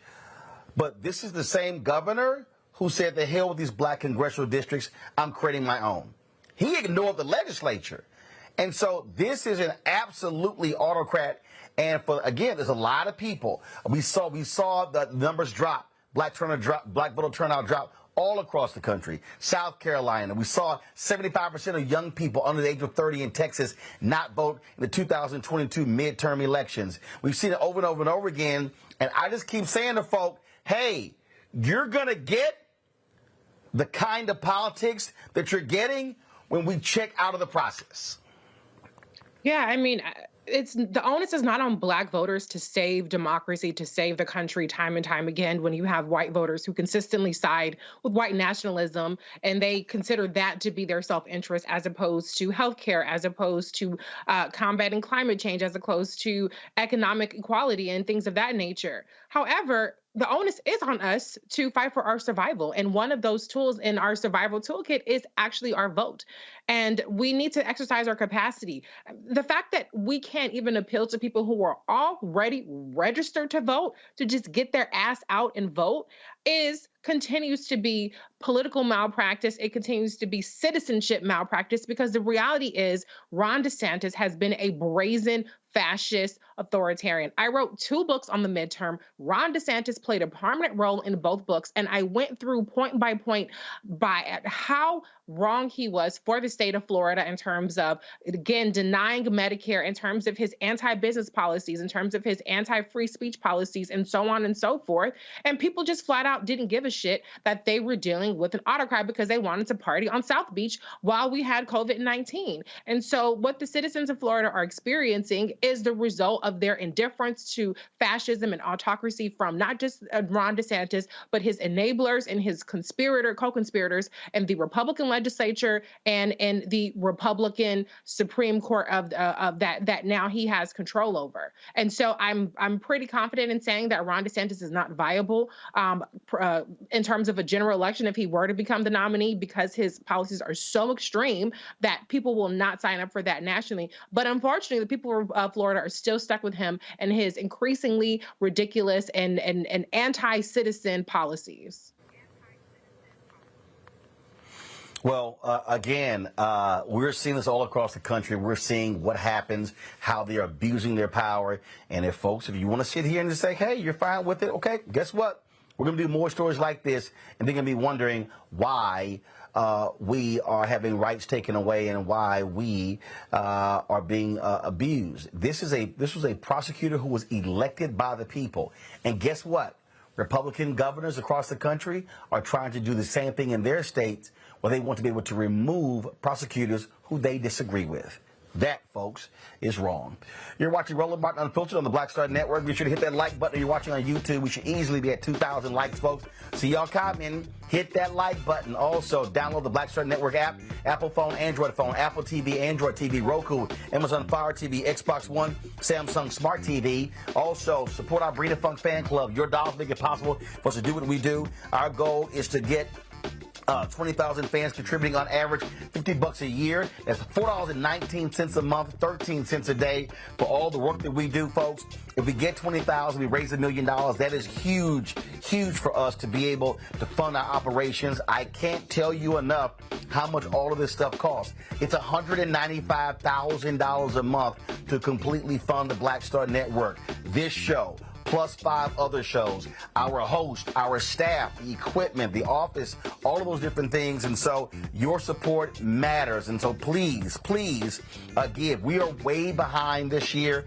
And so, look, every dollar absolutely matters. And so we appreciate anything that you give. Send your check and money orders to P.O. Box 57196, Washington, D.C. 20037-0196. Cash App, $RM Unfiltered. PayPal are Martin Unfiltered. Venmo is RM Unfiltered. Zelle, Roland at RolandSMartin.com. Roland at RolandMartinUnfiltered.com. And be sure to get a copy of my book, White Fear, How the Browning of America is Making White Folks Lose Their Minds. When you buy the book, it goes, that money goes right back into the show.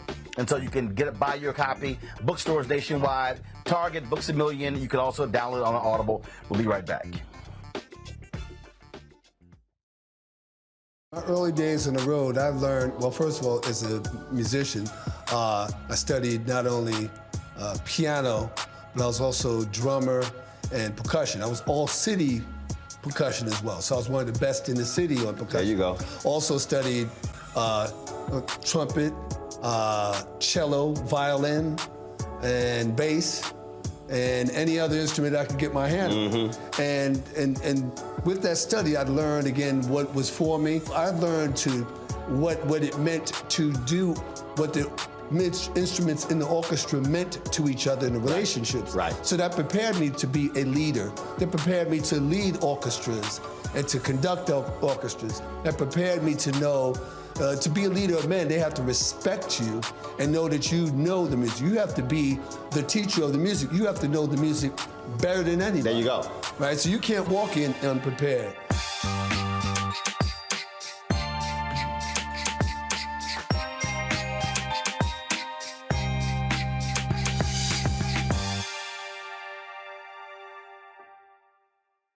When you talk about blackness and what happens in black culture, we're about covering these things that matter to us, speaking to our issues and concerns. This is a genuine people-powered movement. There's a lot of stuff that we're not getting. You get it, and you spread the word. We wish to plead our own cause. Too long have others spoken for us. We cannot tell our own story if we can't pay for it. This is about covering us. Invest in black-owned media. Your dollars matter. We don't have to keep asking them to cover our stuff. So please support us in what we do, folks. We want to hit 2,000 people, $50 this month, raise $100,000. We're behind 100,000, so we want to hit that. Y'all money makes this possible. Checks and money orders go to P.O. Box 57196, Washington, D.C. 20037-0196. The Cash App is $RM Unfiltered. PayPal is R Martin Unfiltered. Venmo is RM Unfiltered. Zelle is Roland at RolandSMartin.com. Hey, it's John Murray, the executive producer of the new Sherry Shepherd Talk Show. You're watching Roland Martin Unfiltered.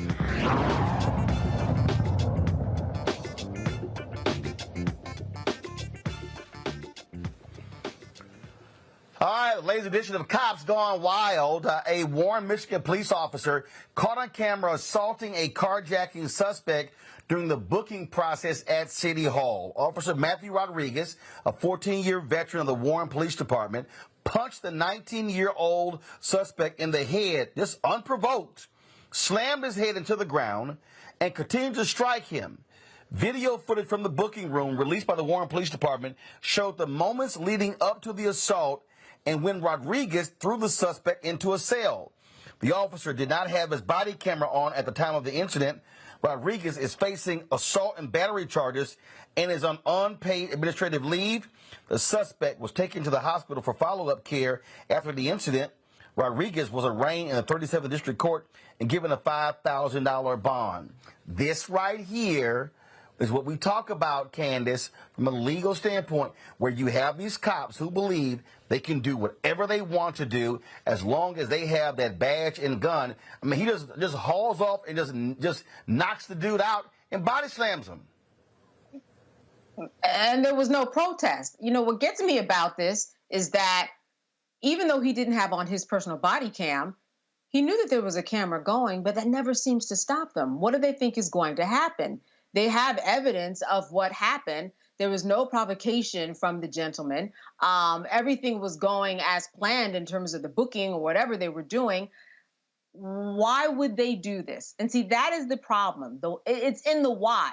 Why do they continue to assault and batter young Black men, especially in these types of situations? And that's the question that police officers and captains and everybody who's going to come out and say now it was a mistake and we've got him on unpaid leave needs to figure out. What is at the root of the problem that they need to solve? Why this keeps happening over and over again? You're simply collecting evidence and giving this gift to the prosecutor. It's going to be easy to prove assault and battery because you got the evidence right on the tape. I'm not sure what's going on here, but these are something that officers across the country and deputies and sheriffs and all the training programs need to address to get to the core of this question. You know you're going to get caught. You're being recorded. Why do you keep doing it? I'm still trying to figure out, Reese, why in the hell the body camera wasn't on? I keep saying the moment an officer goes on duty, camera should be on. The moment they get off duty, camera should get turned off.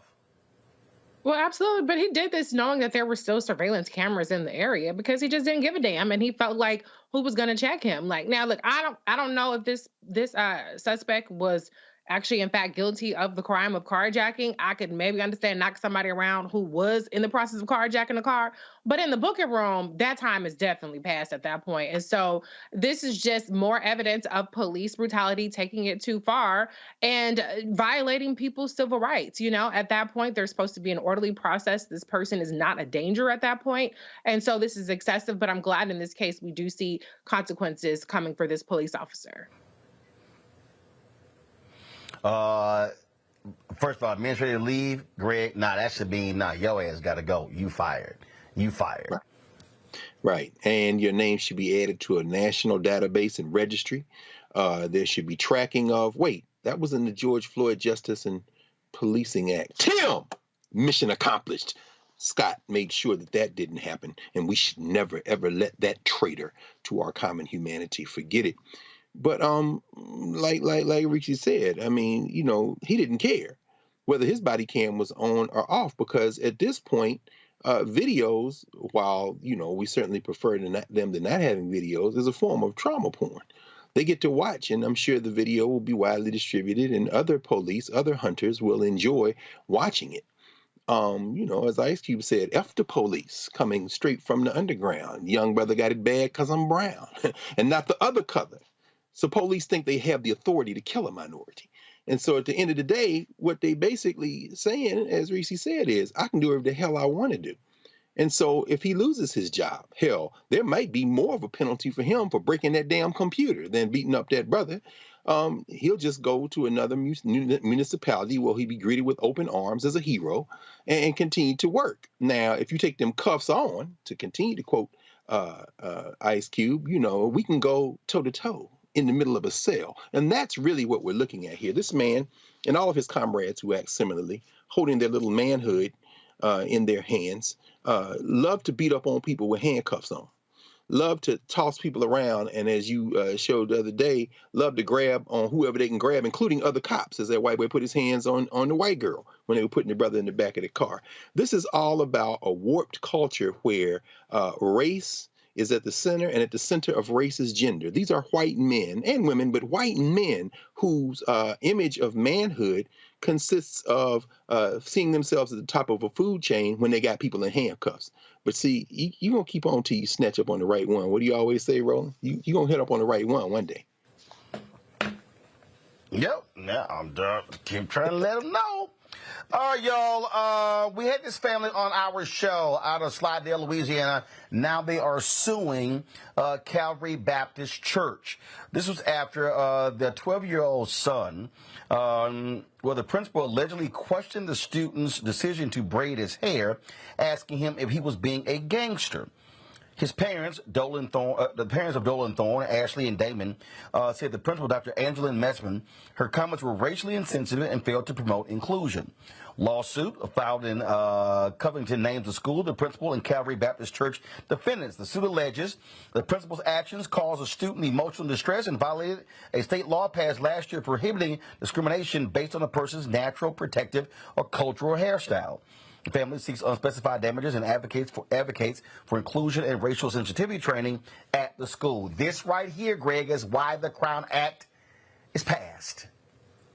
Why Absolutely. It should be federal law, blocked by Republicans. It was just passed in Texas. It's there in Louisiana. They've gone state by state. This is precisely why. Absolutely, absolutely. The sister we saw last week at the White House with the Juneteenth celebration, Ajua Batwe Asmoa, who came up and gave you a big hug, who has been the architect and the force behind the Crown Act as it makes its way through local and state legislatures, is working on that federal legislation. And you're absolutely right. You know, Roland, I mean, I don't know what Reginald Martin Sr. would have done if you had shown up at your house at that age with them braids on. I know what Haywood Carr would have done. But the fact of the matter is, this isn't about cultural choice. This is about the ability to wear your hair however the hell you want. And it's quite a thing to now, at 58 years old, walk around in the world and see black people with hair in whatever style we want. When there was a time when you couldn't wear your hair in braids, or certainly sisters would be penalized, maybe not even higher, if they wore it the way that it came out of their head at birth. But we're at a moment now where this is an inflection point.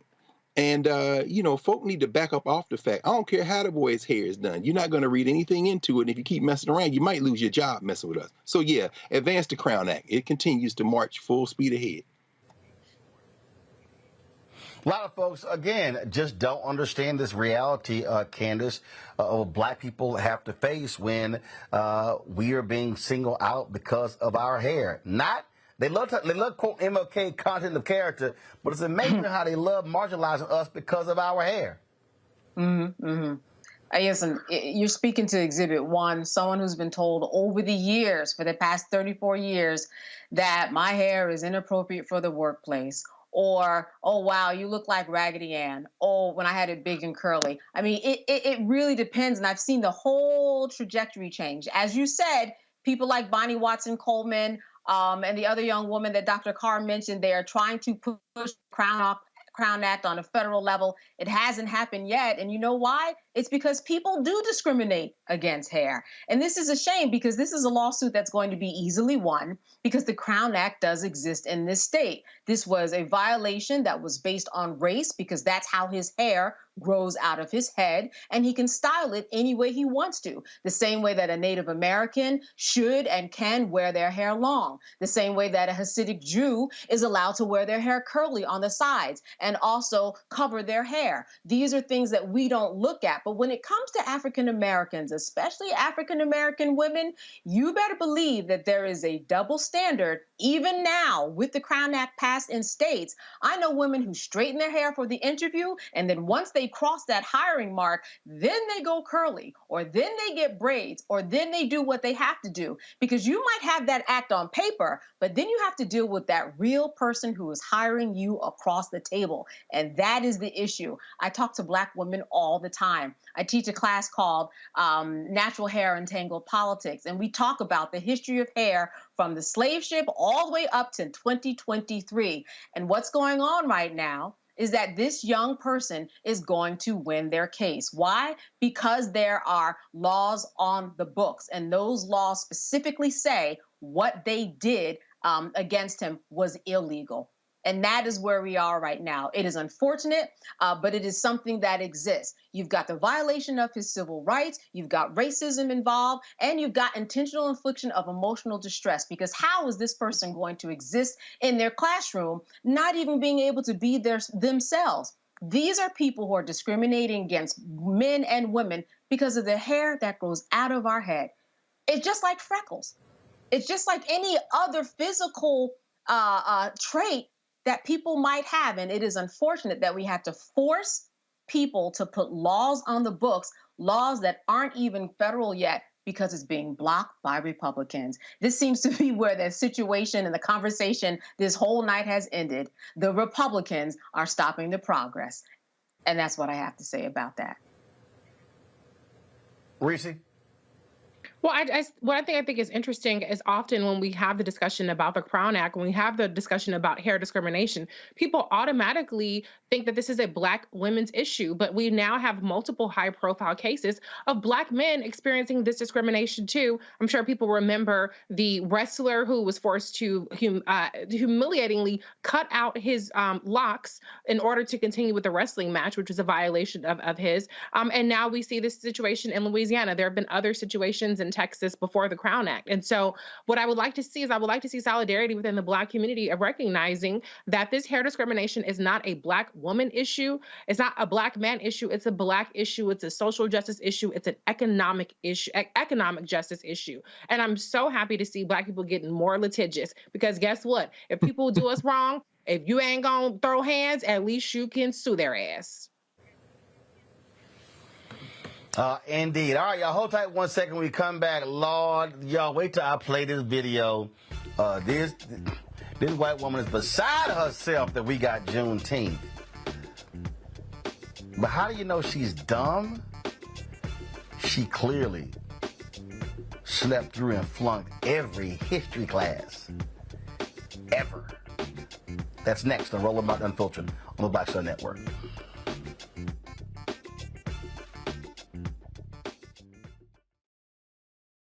On a next, A Balanced Life with me, Dr. Jackie, owning your energy and how to use it. Trust me, it impacts the people on your job, who you attract, and even your love life. What you give out is what comes back to you. So like attracts like, right? So if you come in with a negative space and I match that negative energy, then 2 seconds later, somebody else coming with more negative energy, and then I was just always just matching negative stuff. And here's the kicker. If you're not careful, that energy can even be stolen. That's all next on A Balanced Life on Black Star Network.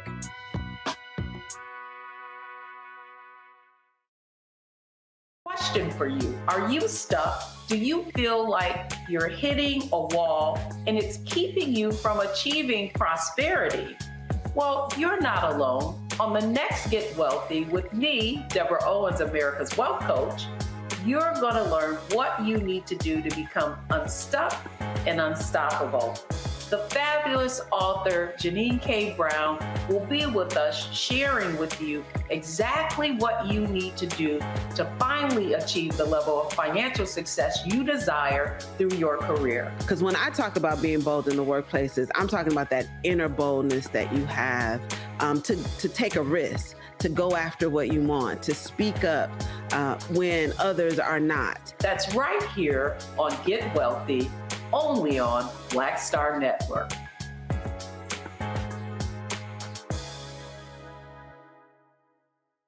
Me, Sherry Shepard, with Sammy Roman. I'm Dr. Robin B., pharmacist and fitness coach, and you're watching Roland Martin Unfiltered.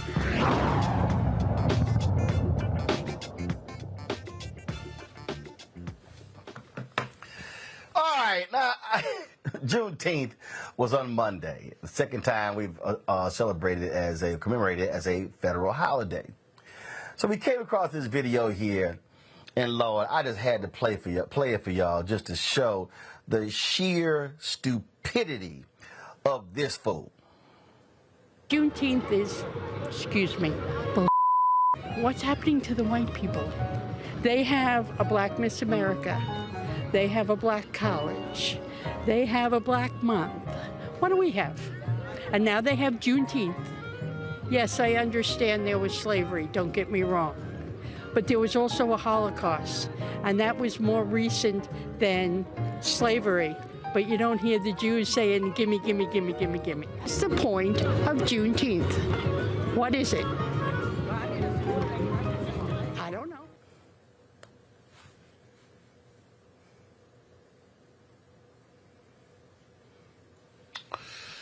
Okay. I'm going to take this one by one. Press play again. What's happening to the white people? They have a Black Miss America. Beginning. Go to the beginning. Go to the beginning. Juneteenth is, excuse me, what's happening to the white people? They have a Black Miss America. They have a Black college. They have a Black month. What do we have? And now they have Juneteenth. Stop right there, stop right there, stop right there, stop right there, stop right there. Okay, first of all, this child said they have a Black college. Actually, there are 107. They're actually called historically Black colleges. But they're not actually Black. 20% of the students that go to them are actually non-African American. You've got a couple actually that are majority white. So you're pretty much stupid right there. Then, of course, I don't know why she's whispering her epitaph regarding Juneteenth. I mean, we know you're an idiot. Then she goes, they have a black Miss America. Do you know how many white Miss Americas that have been in this country long before we got the first Black one? A whole bunch of them. How many white folks won the Heisman Trophy when Black people weren't even allowed to go to major college programs? Then you hear her complain and talk about, they have a month. It's the shortest month of the year, and you got the other 11. I mean, literally, we've got white history all over the place. Okay? Now, the next part is what I find to be really laughable. Hit play. Yes, I understand there was slavery, don't get me wrong. But there was also a Holocaust, and that was more recent than slavery. But you don't hear the Jews saying, gimme, gimme, gimme, gimme, gimme. What's the point of Juneteenth? Let's stop right there. Let's just stop right there. Did y'all see this story? First of all, before I even go to this here, and I think this is something that often happens in this country. She mentions the Holocaust. First and foremost, the Holocaust didn't happen here. Nope. That was in Germany. The Holocaust did not happen in the United States. The enslavement of people of African descent, right here. We can actually go see what were plantations. Yep. All across the country. Right here. Then she says, the Jews are saying, gimme, gimme, gimme. Here's a story that dated June 15, 2023. Germany to give $1.4 billion to Holocaust survivors globally in 2024. I'm going to read to you the organization that handles claims on behalf of Jews who suffer under the Nazis said Thursday that Germany has agreed to extend another $1.4 billion overall for Holocaust survivors around the globe for the coming year.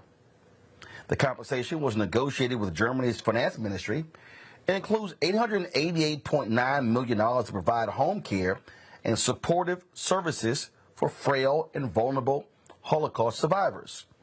Additionally, increases of $175 million to symbolic payments of the Hardship Fund Supplemental Program have been achieved, impacting more than 128,000 Holocaust survivors globally, according to the New York-based Conference on Jewish Material Claims Against Germany, also referred to as the Claims Conference. Quote, every year, these negotiations become more and more critical as this last generation of Holocaust survivors age and their needs increase, said Greg Schneider, the Claims Conference's executive vice president.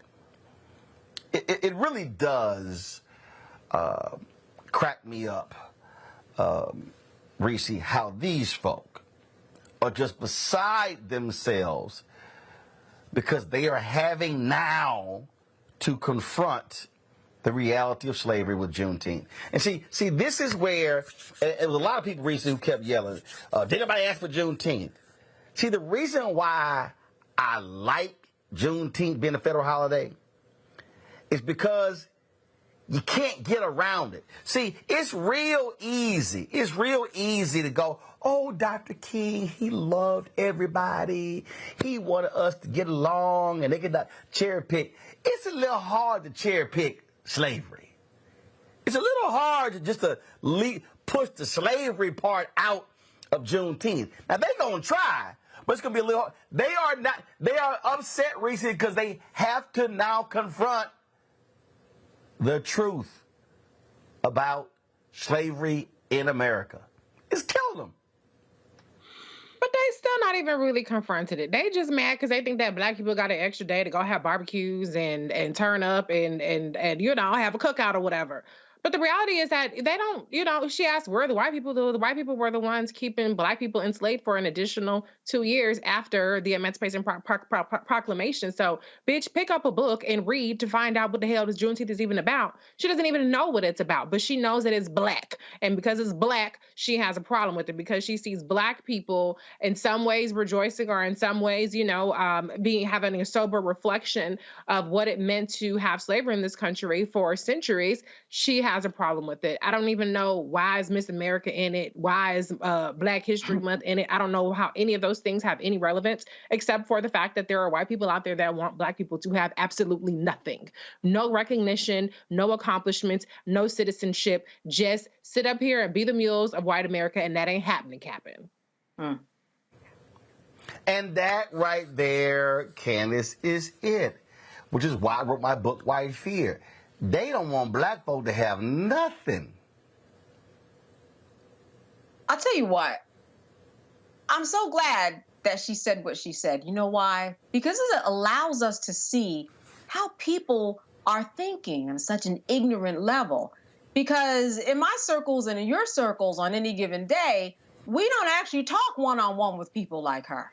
So we have to be reminded of what is out there and what needs to be corrected. I mean, I will give her a little credit. She did at the end ask, well, why do we have Juneteenth? You better believe that when we talk about the $1.2 billion that was going to Holocaust survivors and other efforts, some of that's going to be spent on education because people need to know the reason behind the Holocaust, the reason behind slavery.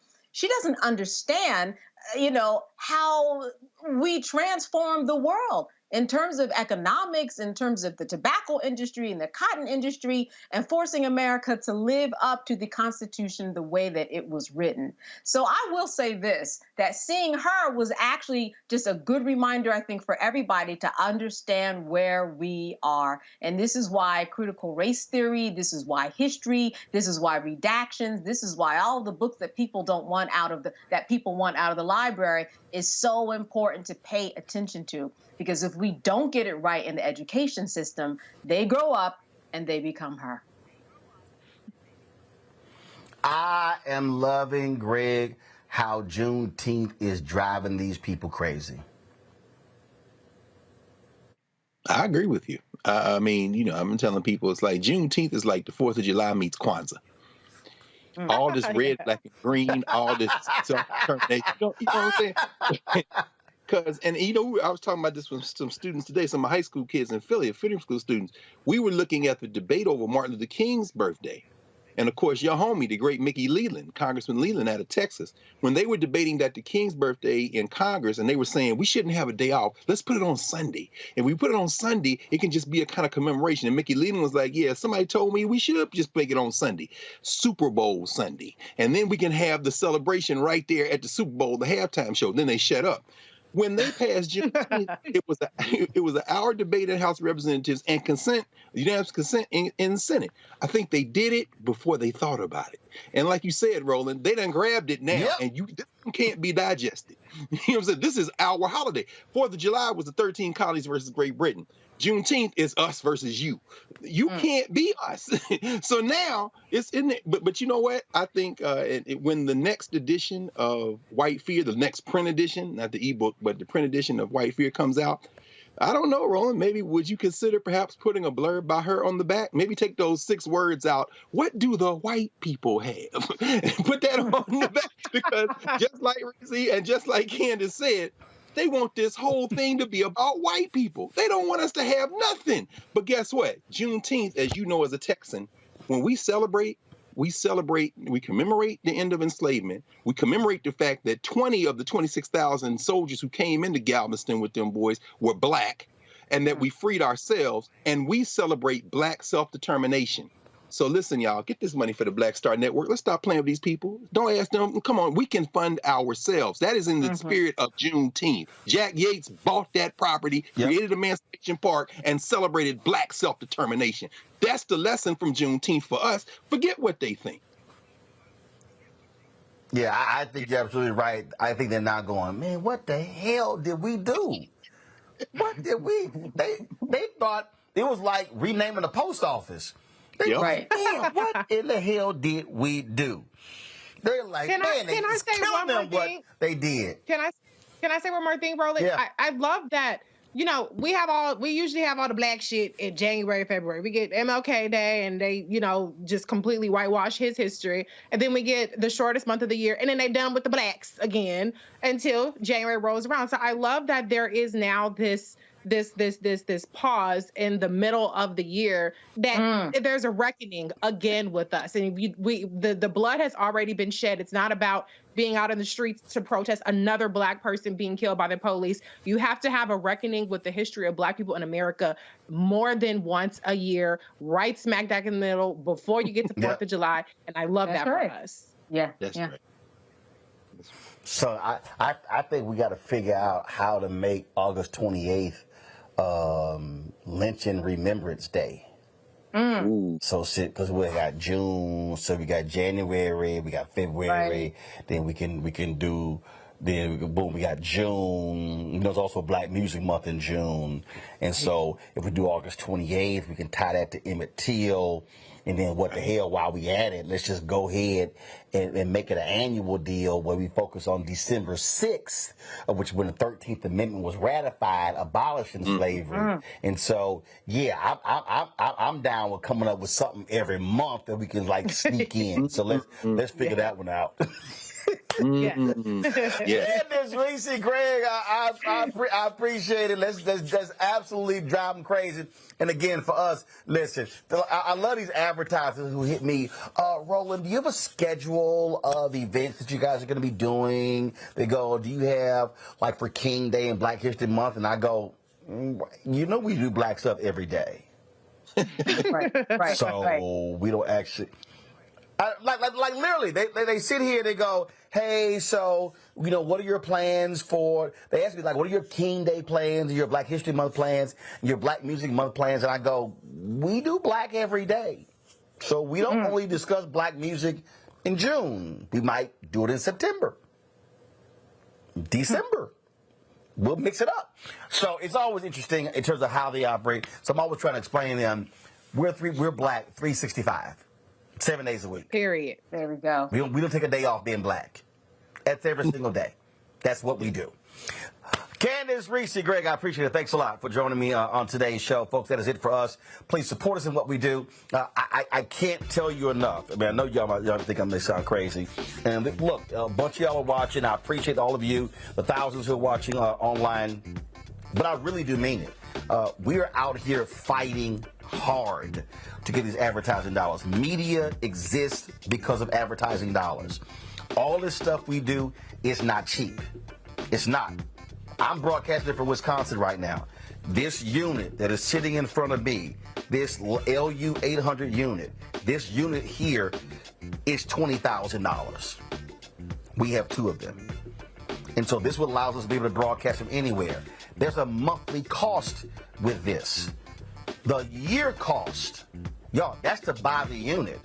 The year cost for this unit to stream on an annual basis is $160,000. This will allow us to be able to be remote from anywhere in the country. These are real dollars. That's what they are. And do understand, when you have paying your cable bill, you're actually sending more of your cable bill to ESPN and Fox News than anything else. And so when I ask you to join our Bring the Funk fan club, I mean it. A lot of our people, they have responded. They've become recurring members. We've got people who support us every single month, and I appreciate that. And so I just appreciate it. And so please, if you want to join our Bring the Funk fan club, please do. By sending your check and money order to P.O. Box 57196, Washington, D.C. 20037-0196. Cash App, $RM Unfiltered. PayPal are Martin Unfiltered. Venmo is RM Unfiltered. Zelle is Roland@RolandSMartin.com, Roland@RolandMartinUnfiltered.com. Let me shout out Cheryl Dugan's grandmother. Cheryl Dugan, y'all, she contributes $50 a month. She has contributed $50 a month every month in the 4.5 years that we've been on live on this show. Her grandmother is by Vivian Griffin. She turns 102 years old on July 5th. I wasn't going to wait to give her a birthday shout out, so I'm going to give her the birthday shout out right now. And so, again, let me say a happy birthday, July 5th. On July 5th, Vivian Griffin is going to be 102 years old. And so, Vivian, congratulations. And I thank your granddaughter again. She has contributed $50 a month every month since we launched this show September 4th, 2018, and I appreciate it, so thank you so very much. See, that's what you get when you give every single month at $50. But I'm asking folks to do $50 a year on average. If you can't give that, that's pretty appreciated. You can give more, we appreciate that as well. And so thank you so very much. Again, download the Black Star Network app, Apple phone, Android phone, Apple TV, Android TV, Roku, Amazon Fire TV, Xbox One, Samsung Smart TV. Get a copy of White Fear, How the Browning of America is Making White Folks Lose Their Minds. Available at bookstores nationwide. Download your copy on Audible. We appreciate all of that. Don't forget, you can also watch our 24-hour streaming channel on Amazon News. Click on Amazon Fire TV, go to Amazon News, you can check us out. Y'all, that's it. I'll see y'all tomorrow. How? Folks, Black Star Network is here. Oh, no punches! I'm real revolutionary right now. Support this man, Black Media. He makes sure that our stories are told. Thank you for being the voice of Black America, Roland. Stay black. I love y'all. All momentum we have now, we have to keep this going. The video looks phenomenal. See, there's a difference between Black Star Network and Black-owned media and something like CNN. You can't be Black-owned media and be scared. It's time to be smart. Bring your eyeballs home. You dig? Pull up a chair, take your seat. The Black Tape with me, Dr. Greg Carr, here on the Black Star Network. Every week, we'll take a deeper dive into the world we're living in. Join the conversation only on the Black Star Network. Hi, I'm Dr. Jackie Hood Martin, and I have a question for you. Ever feel as if your life is teetering and the weight and pressure of the world is consistently on your shoulders? Well, let me tell you, living a balanced life isn't easy. Join me each Tuesday on Black Star Network for A Balanced Life with Dr. Jackie. We're all impacted by the culture, whether we know it or not. From politics to music and entertainment, it's a huge part of our lives, and we're going to talk about it every day right here on The Culture with me, Faraji Muhammad, only on the Black Star Network. I'm Deborah Owens, America's Wealth Coach, and my new show, Get Wealthy, focuses on the things that your financial advisor and bank isn't telling you, but you absolutely need to know. So watch Get Wealthy on the Black Star Network.